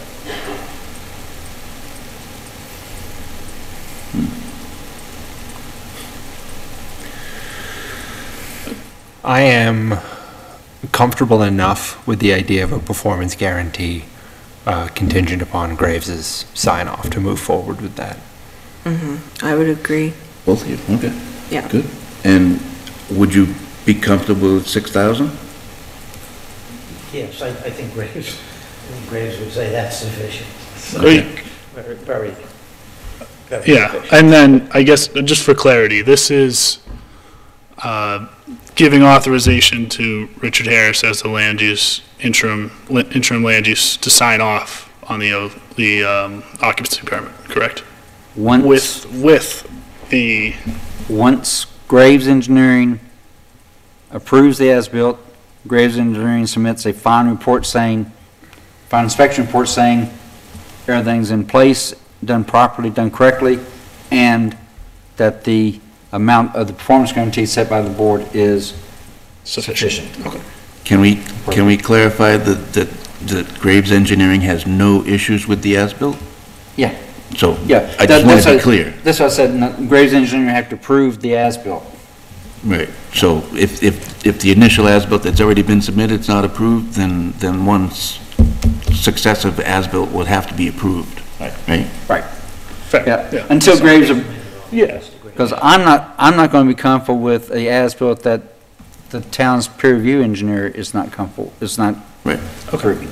No, and that's fair. We were just trying to, I guess, expedite the process instead of coming back to waiting for the next meeting. We'd have to wait. I understand. Right. I understand what that side of the podium does, but this side of the podium has to take care of the town and look out for its best interest, and it's never personal, quite honestly. It's never personal. I just, again, sorry, I'm just a working staff. People like me, you don't work, you don't eat, okay? So when we come to something, we make sure that we're prepared. And when we try to get prepared, we try to work within the means that, and again, I have to reiterate, I was working within the means that I was told on. Yeah. I was given instruction, told, and adamantly told how to do it.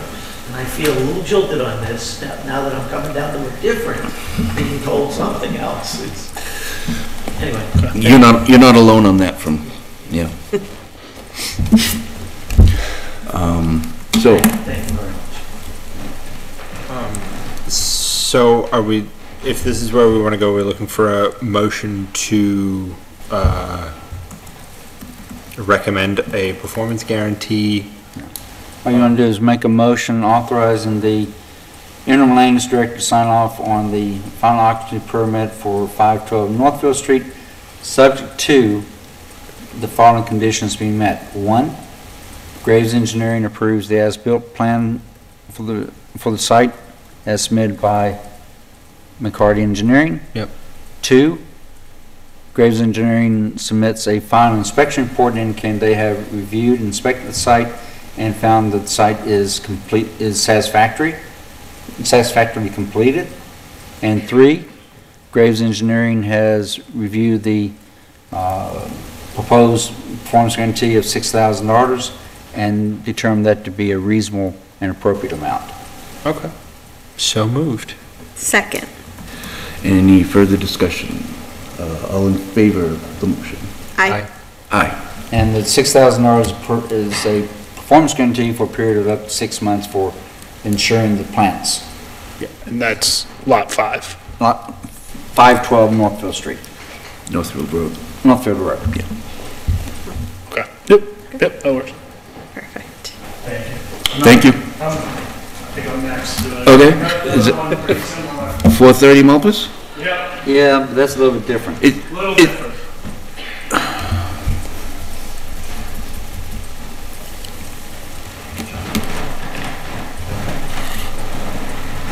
Okay, so similar yet different situation.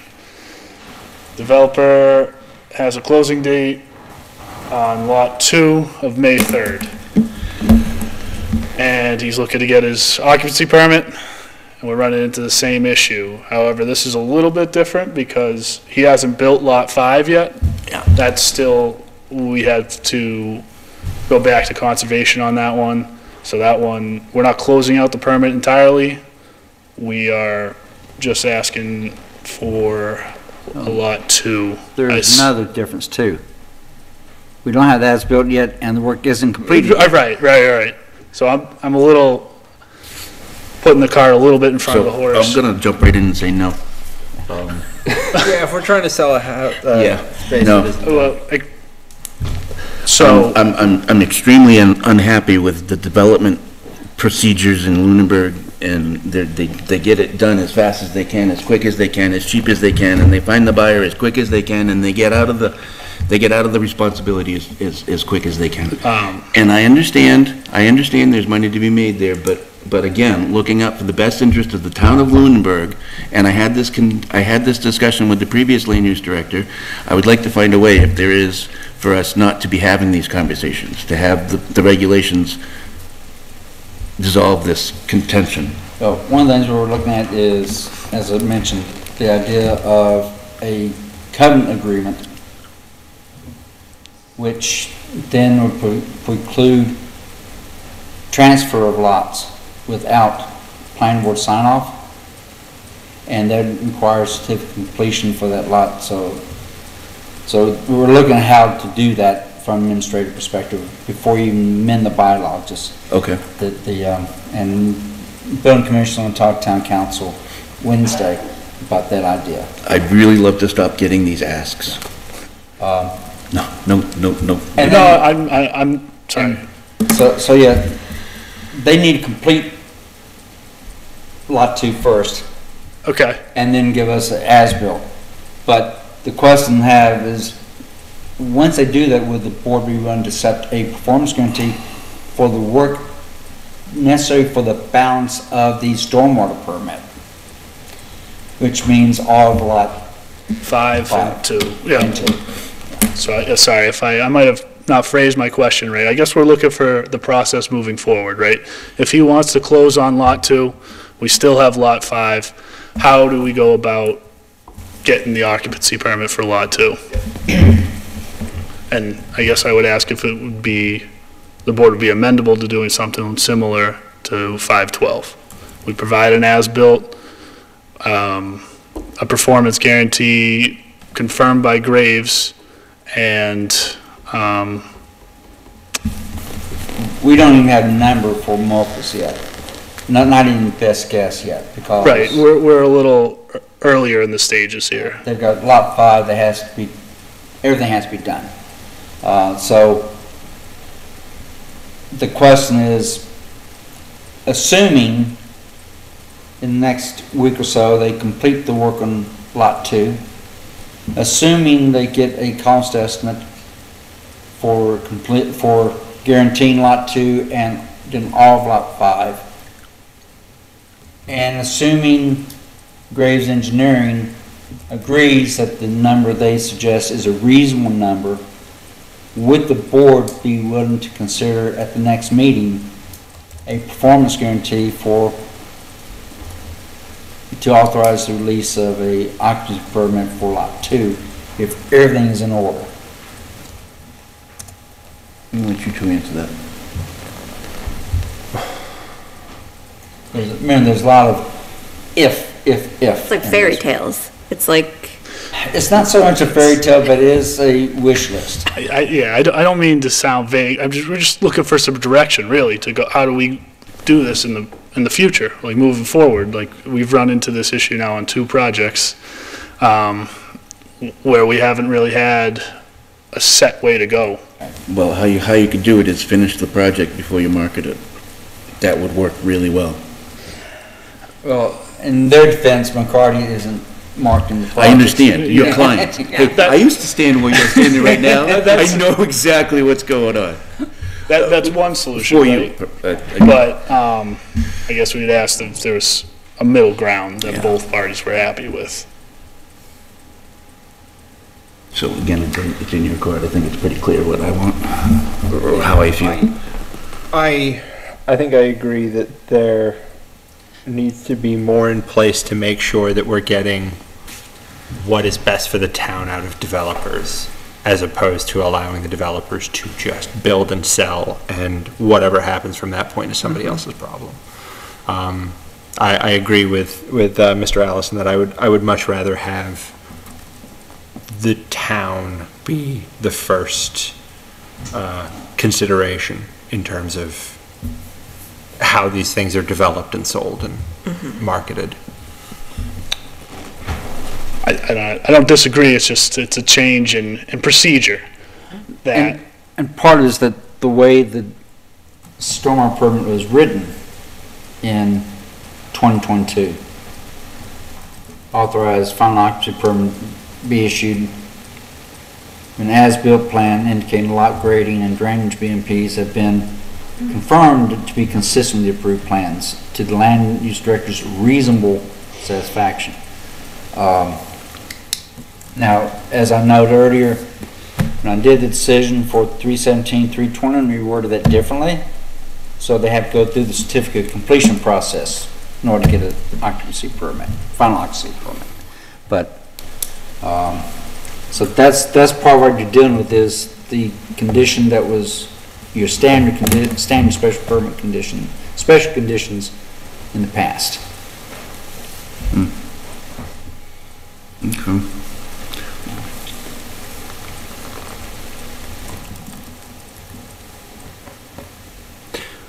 All right.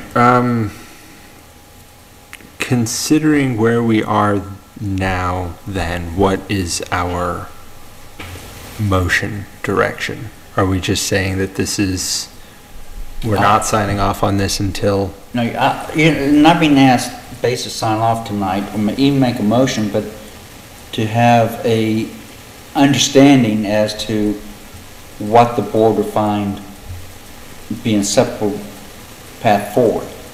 Would a performance guarantee that covered the balance of the stormwater permit work and guarantee for the vegetation associated with the site stabilization, the rain garden for lot 2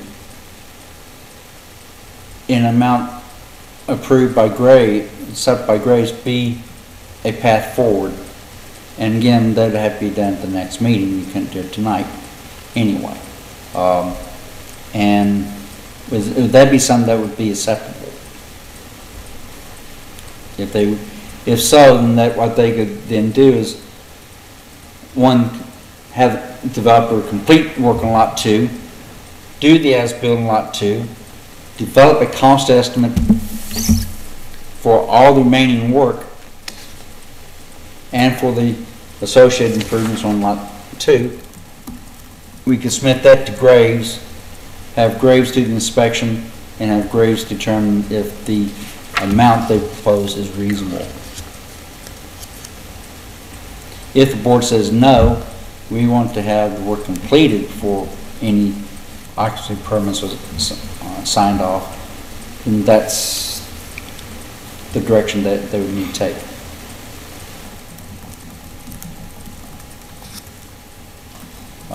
My personal opinion, given the way this decision is worded, I think if we can come up with a performance guarantee, that's an appropriate way to resolve it because the wording of that. Now, what's going to happen after June 10th, I have no idea. We don't have a land use director. It defaults to the planning board.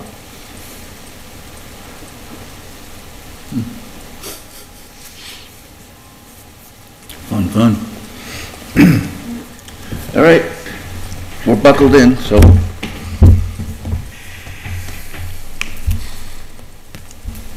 I honestly don't know what to think. I agree with what Tim said. I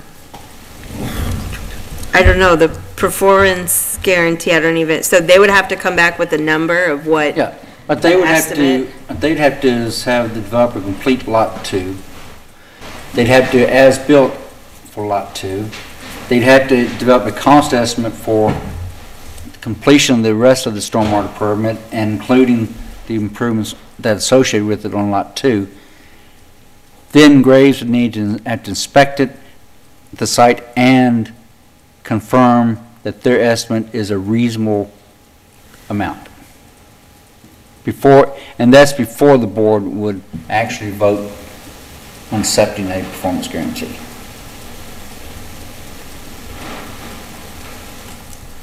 That's a lot of work to get done, a lot of information we need from them. Yeah, but if they know that that's a process you'll accept, then they know go down that road. Okay. I think that's what they're wanting.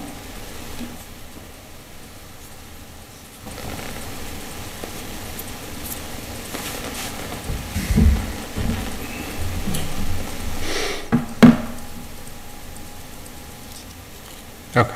So we're just making sure I know where this is all at.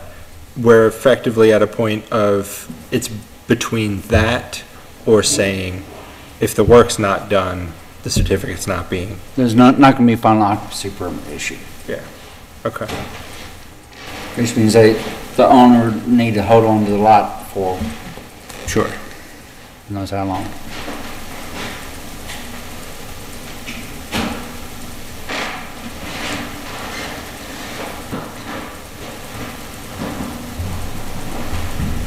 Now, is this for just one lot out of the 5? No, it's for Lot 2 and Lot 5. Yes. Right, but I mean. The others have been signed off. Final occupancy permit's been issued. Well, that answers my question then. So because there's a stormwater permit on the whole thing, they can piecemeal them out. Okay, so that's exactly how I would like this to go, is how your client agreed to do it in the first place. Pretty much. Yeah, what they've done is they have signed off on two of the lots. Two of the lots already have, there's actually 4 lots in the, there's 4 lots in the stormwater permit. One's numbered Lot 5, one's numbered Lot 2 that are remaining. It's on Cross Milpas, right? I know right where it is, yeah. 125 Cross and 440 Milpas were already signed off by the previous land use director based on as-built plans and ordinance special permit. This leaves 97 Cross and 430 Milpas. Lot 2 is 430 Milpas. Correct. And so that's where we stand.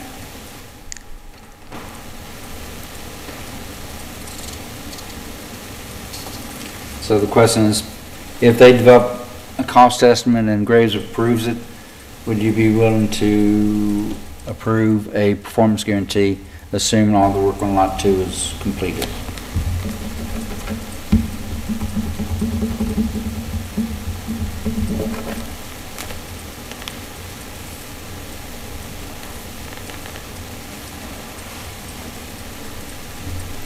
I'm a no, so. Sure. I'm in the same spot of if there was agreement on how this was going to get done, then that's the agreement on how this should be done. Well, that's the problem. That's, yeah. Because previously, the land use director could just sign off on an as-built provided by us. Sure. And that lot could be sold off. Right. And I'm saying I want more than that done to sign off. Yeah. And I like the way you do it better than the previous land use director. And I've had a problem with it ever since it was a bylaw. That's the thing. If we can, at this point, make a decision that changes the system that we weren't happy with, then that's the course. But what you have to do is you have to stick with the decision that was made that authorized the land use director issue sign off on occupancy permits. And I'm trying to marry that with how do we protect the town's interest. Okay. And the way you can do that is with the performance guarantee. It's a sufficient amount. As I said before, going forward, that language isn't going to be in the stormwater permits. And if you follow the one I did for 317, 321, it won't be worded that way. Sure. It will require a certificate of completion before occupancy permit is issued. Okay. And that ensures that everything's done. Yes. And hopefully we can get a covenant agreement as well, and that'll make it even better. But given the environment is already here, that this is a decision that was rendered back in January 10 of 2022, that said land director can sign off on, and then get once land director satisfied, how do we get to that point? Sure. And I'm not comfortable signing off, given that I'm interim. If I was going to be here for the next 5 years as permanent, I'd say I'd be add more a different approach to it. Yeah. Because I would be pushing more for performance guarantee and being fine. But I think that's, so we want to see how we can go forward on this, given the condition of the permit. Okay. I talked to the building commissioner, and he agrees that condition shouldn't have been worded the way it was. Sure. Should have been tied to the bylaw, and I agreed on how it should be going forward. Okay. So going forward, it should be tied to the certificate of completion? Yes. Cool. I'm fine saying that that's where we should be. But with these lots, we can't do that because you've got a stormwater permit that says final occupancy permit may not be issued until an as-built plan that the land use director finds acceptable. That's all it says. It doesn't tie it to the certificate of completion. Okay. That's the board decision from January 2022.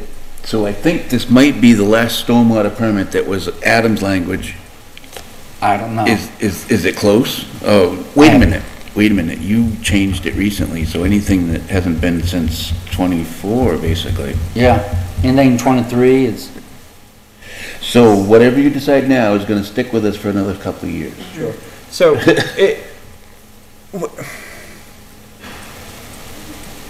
the documents that we have in front of us say that it is based upon the land use director's sign off. Yes. Not the certificate of completion. Correct. Great. That's a bad plan, and I don't want to go forward with it. I would rather we go with certificate of completion. But we have to stick to that plan. Says who? This is already in stone. This has been signed in 22. I could vote no if we come up to the point. Like, what stops me from doing that? Well, the town can't unreasonably withhold its approval. But that's for somebody to go beyond if I vote no. And that then creates a cost for the town. How does...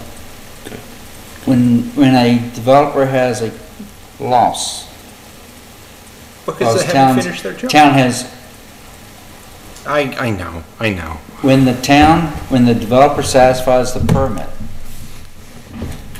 and the town unreasonably withholds its approval, if it creates a liability for the town. If we can't say no to that, what exactly are we doing here? Like, if we don't have the option to say, no, I don't like that, this is how I want to do it, what exactly are we voting on at the moment? If we're not voting anything tonight, we're just trying to get some idea of how to go forward, given the wording of the board's decision from 2022. Okay.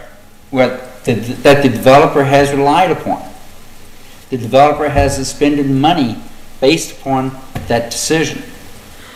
The developer lays out a time frame of how he's going to do the work based upon that this, all they got to do is get this approval. And it's saying that to get that, all that is required is your sign off? Yes. Okay. And I'm saying I'm not going to sign, I don't want to sign off on it. Also don't want you to there's sign a off. performance guarantee. But the board needs to say they're willing to accept the performance guarantee. What happens if we don't say we're willing to accept a performance guarantee? Eventually, somebody's going to compel the town to sign off on the occupancy permits without a guarantee. Eventually, that's what's going to happen. And compel So we means sue, either... right? What? Compel usually means sue. Yeah. Yeah. So at this costs the point, town. we either say it's a performance guarantee, or eventually somebody will make it happen without a performance I guarantee. would expect that. So we don't actually have a choice here. We've spent a lot of time discussing something that we don't have a better option. But I'm not happy about where we are. And if the option is we do it with a performance guarantee, or somebody forces us to do it without a performance guarantee, we only have one option. hopefully we won't have anybody force it. But I just want Now, if y'all want to say, hey, no, Richard, don't sign off on any performance, on any occupancy permits till we issue a certificate of completion, I won't do it. Sure. After June 10th.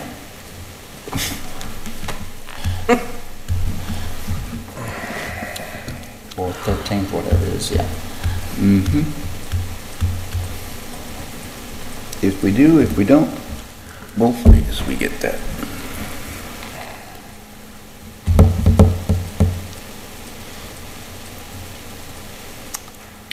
I honestly, I have to agree with Richard, because it is written in the decision that we issued as a planning board. Sure. In January 22. We do need to honor that. Sure. Right. So then our option to say, I think best option is say, yeah, we want a performance guarantee, not just on lot 2, but for the balance of the stormwater permit project. Sure. And if you use that, and let's say you got another project that's got 5 lots, they come in for the first one, then you require for the entire remaining 4 lots as well. And it gives you, and very frankly, as developers talk, and as they find out about that, they're going to say, oh, it's going to be more cost effective, we're just going to get it done up front and not have these issues. That's my expectation. Very well could happen too. We're in some growing pains right here, and I'm just trying to find the path to. Well, yeah, it's a new world for everybody right so now. if they come back with a cost estimate and Graves approves it, is the board agreeable that, yeah, we could go down the path of a performance guarantee?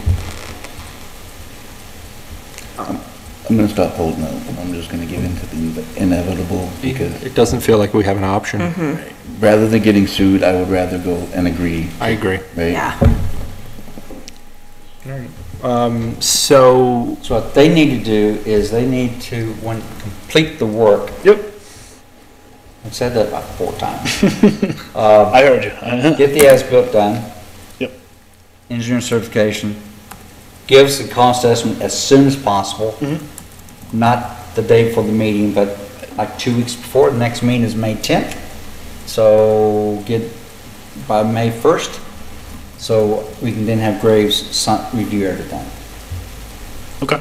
That's fair. It's kind of just, that's all we were looking for, was the path going forward.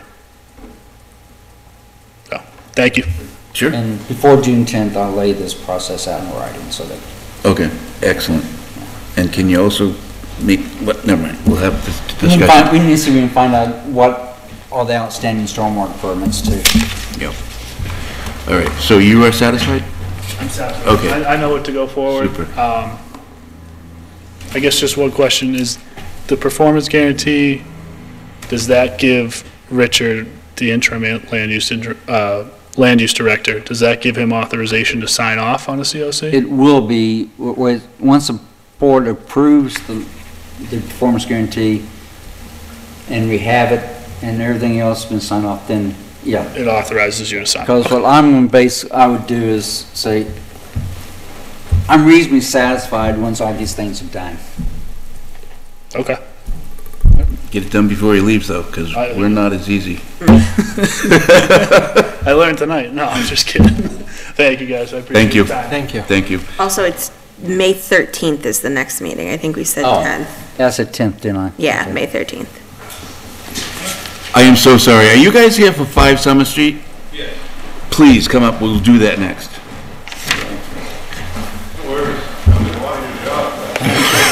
I don't even get paid.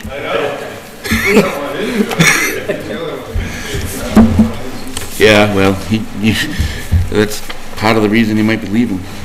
Might not be, well. Okay, please just introduce yourselves and. Darren Storms, 35 Upland Avenue. Justin McDonald, 129 State Pond Road. Okay. Welcome. We are looking to put in a golf simulator and indoor bar golf simulator business.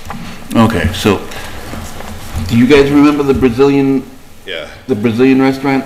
application? Yeah. It was like 9 units is in the building?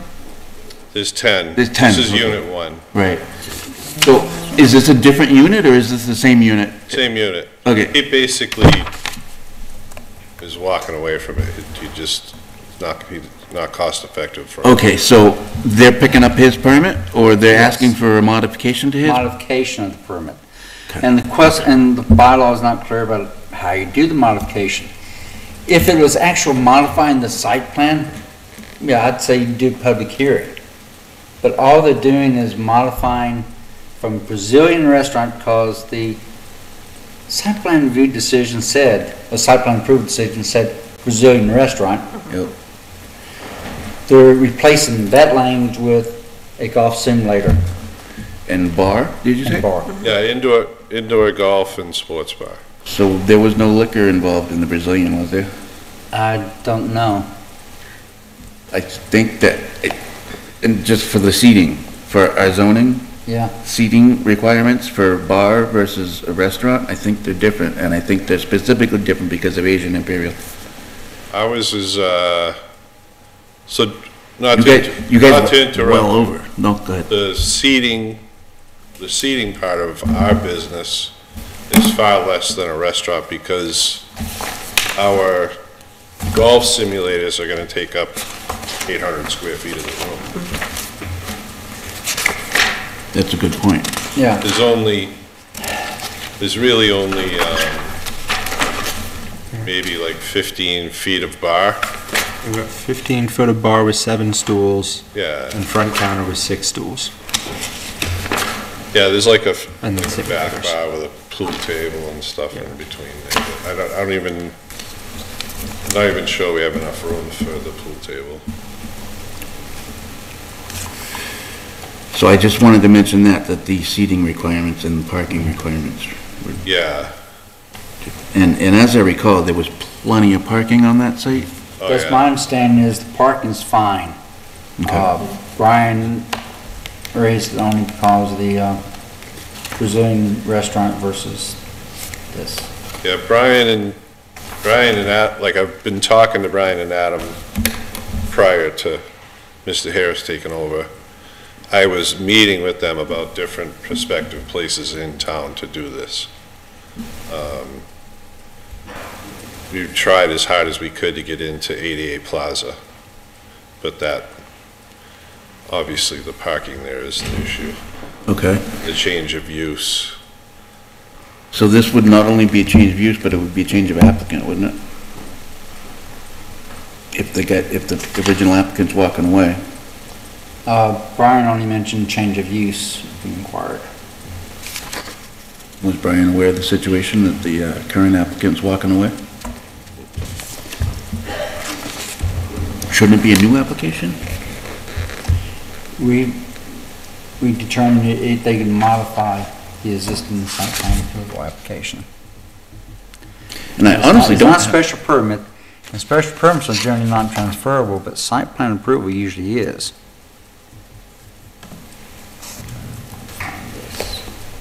I have no problem with transference rather than a new one, but I just want to make sure it gets done properly.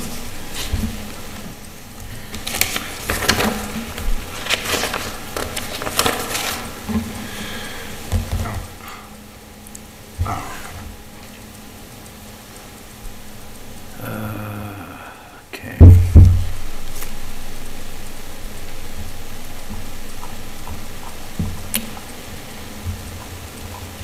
So what was the bit you had a moment ago? Do we have to do anything when it comes to a liquor license, or is that? That's select board. That's okay. License board. Okay. Do you know if there's a license available right now? There is, okay. Yeah, I think there's Those 2 or 3. And those tend to be tough to come by, right? So don't want to be aired, we're live and we're recorded, so.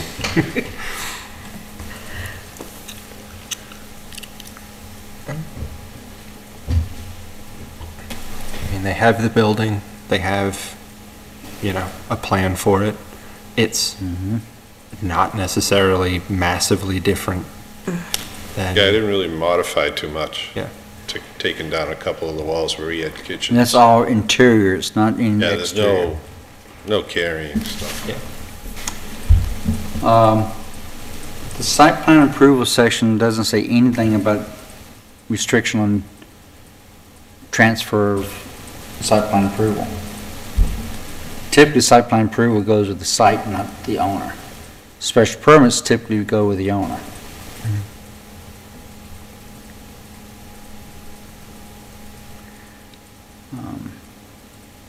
So the question, reason I suggest, we haven't advertised a hearing for it, because I wasn't sure what the process should be. In my opinion, a modification can be approved by vote of the board if the board finds this a de minimis change, and I would, in my opinion, it is a de minimis change. It's not, it doesn't require more parking, isn't going to be an expansion of the building. It's not going to be a drastic change. It's not like it's going from a restaurant to a trash incinerator, for instance. So I would view it as a de minimis change that the board could approve without going through the public hearing process. But because the bylaw doesn't say how you go through the modification.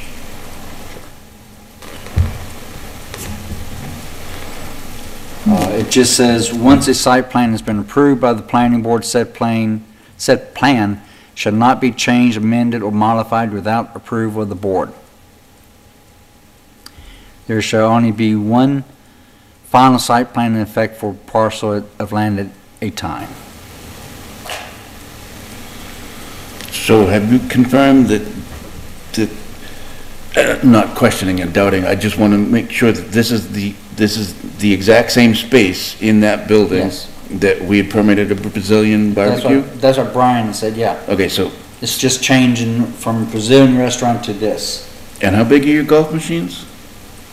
15 by 20. So two of them would definitely be bigger than the kitchen would be. So there's going to be less room in that unit anyway, right? Yeah. Yeah, I don't. There's 91 parking spots according to our. For 10 units. Yeah. I think that's. Yeah. And he leases some property to Brownell, the car dealership. Okay. In behind Brownell's is actually the Plaza's property also. He just kind of leases it over to him, but I mean, there is so much room in behind that building. It's.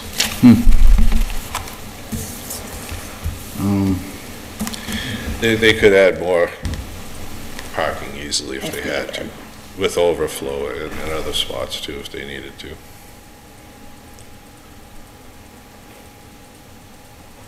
Well, I don't honestly remember a time where we did a transfer of a permit. And the only one that I can think of that we were considering was the previous Bright Farm application that was looking at being taken by Little Leaf, I think. Or maybe, no, it was Bright Farm application looking to be taken by the Montreal growing company. And that would have involved a transfer. Is that a special permit or site plan approval? It was a special permit. The special permits are generally not transferable. Oh, then we've been getting smoke blown up our hoo-hoo for a long time. Okay. So, this is the first time that you know of that we're gonna be doing something like this in Lunenburg? I'm not sure, yeah. Yeah? I mean, I quite honestly can't find a single problem with it.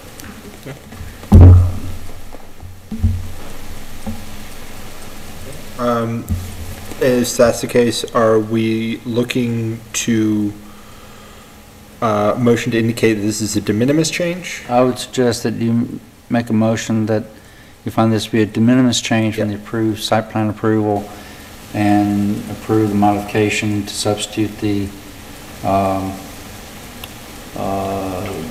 Brazilian restaurant for, so substitute indoor golf and sports bar for the approved Brazilian restaurant. So moved. Second. Okay, any further discussion? All in favor, please say aye. Aye. Aye.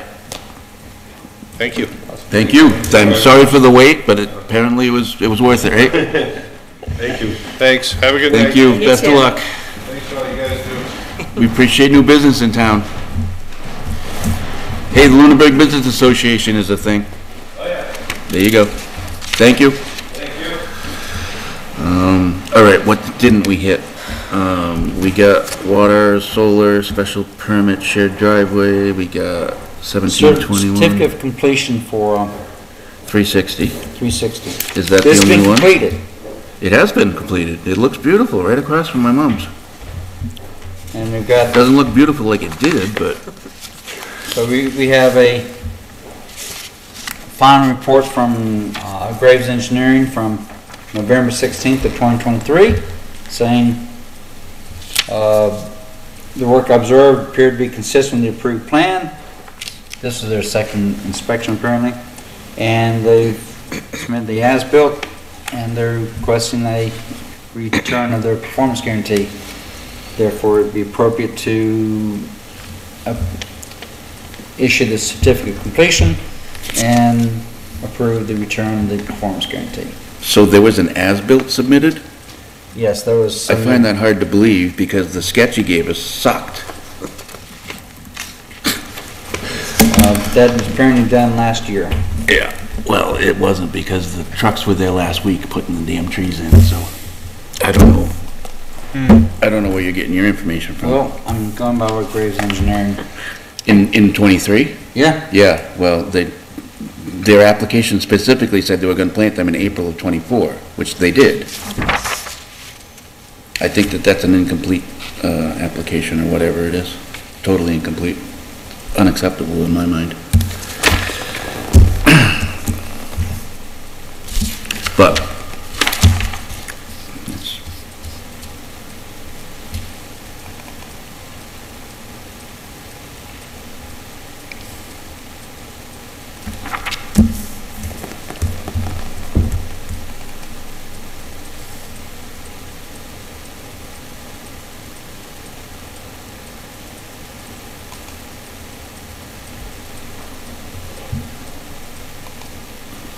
Well, I can't open up the Word document version of this on this one. Oh, there's a memo as well.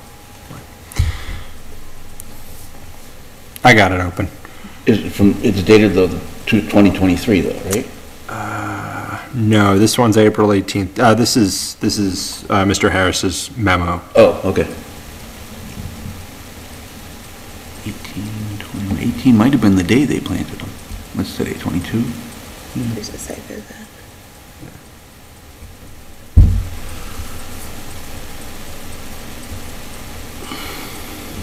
Graves, oh, yeah, no, the Graves thing is from November 16th, 2023. Yeah.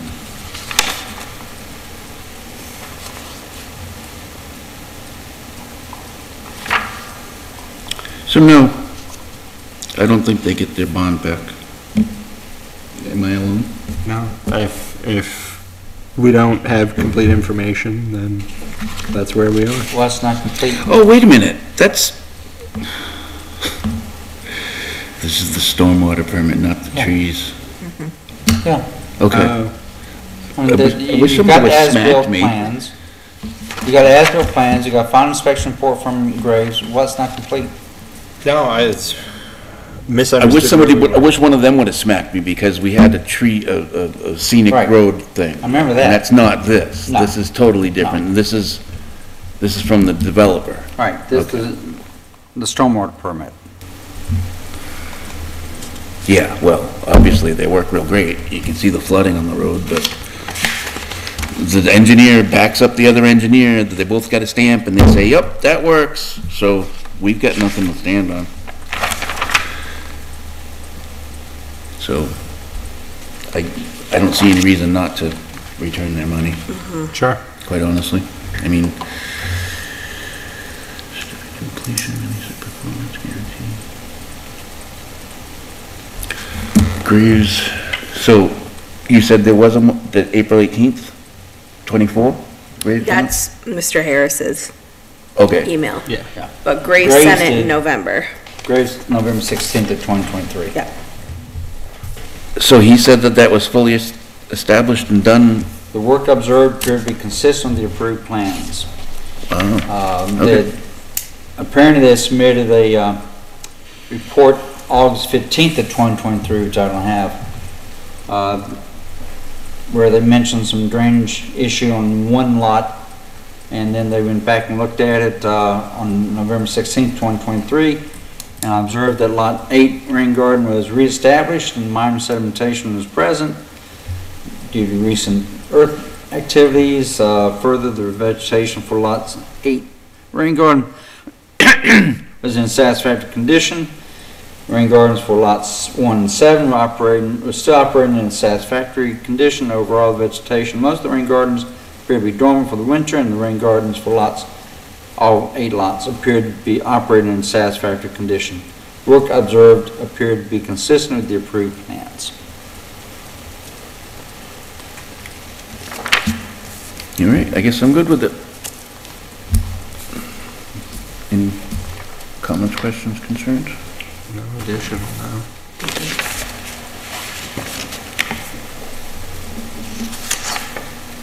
So what do we hear? Motion to issue a certificate of completion and release of performance guarantee. Authorize return of the, or release of the performance guarantee for 360 Flat Hill Road, lots 1, 7, and 8. 19 and 21 Watt Street. So it looks like there's 3 lots they're looking for. Yes. So 360 Flat Hill, 19, 20, 19, 21 Watt Street. Right. Motion to issue a certificate of completion and authorize release of performance guarantee for 360 Flat Hill Road, 19 and 21 Watt Street. Second. Very good. Any further discussion? All in favor, please say aye. Aye. Aye. Super. So that wipes out the whole first page of the agenda. 5 Summer Street, we just heard. Board discussions. Do we want to go back and discuss solar energy systems and water supply protection district? No. No, okay, I don't think so either. Minutes approval. There was some lovely looking minutes. They weren't a couple hundred pages of whatever, right? Yeah. I didn't read them. I just looked at them to see that they weren't a couple hundred pages of stuff. Did my best. The minutes look good. I do want to point out on the minutes, the first page, it says that Adam Burney was there, and he was not. Oh, that's fun. So I'm just, he don't work here no more, so. Yeah, I'll make those edits. But that's it. There you go. Maybe I should start going back and reading the minutes.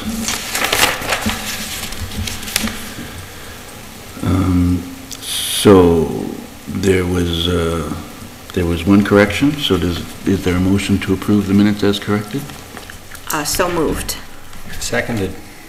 All in favor? Aye. Aye. All right, minutes are done. Committee reports. Master Plan Steering Committee is going well. We've been discussing the idea of setting up like a large public space. We've been coordinating with the 300 committee on that. We have our next public meeting next month, but I don't remember the exact date offhand. Yeah, that's about it for Master Plan Steering Committee at the moment. Okay. Open Space Ad Hoc, that's me. We haven't been meeting. We met the last thing about that first right of refusal, and we haven't met since. Lunenburg Municipal Building Design Committee, we still haven't met. I think mid last year, late last year is the last time we met. There's discussions about picking back up, but nothing solid. Agricultural Commission. We haven't even formalized our application for the farmer's market. As I made a comment, the last select board meeting, or two select board meetings, yeah. I'll be back here again tomorrow talking with the select board about this as well. We're not able to get a quorum. People aren't showing up to the meetings. It's a problem. So, Capital Planning Committee. Mr. Brenner. Oh, that's right. EDC, is that him too? Yep. Stormwater Task Force. So we've started to brainstorm what we can do to start connecting with the other boards and kind of start spreading out and getting the word out.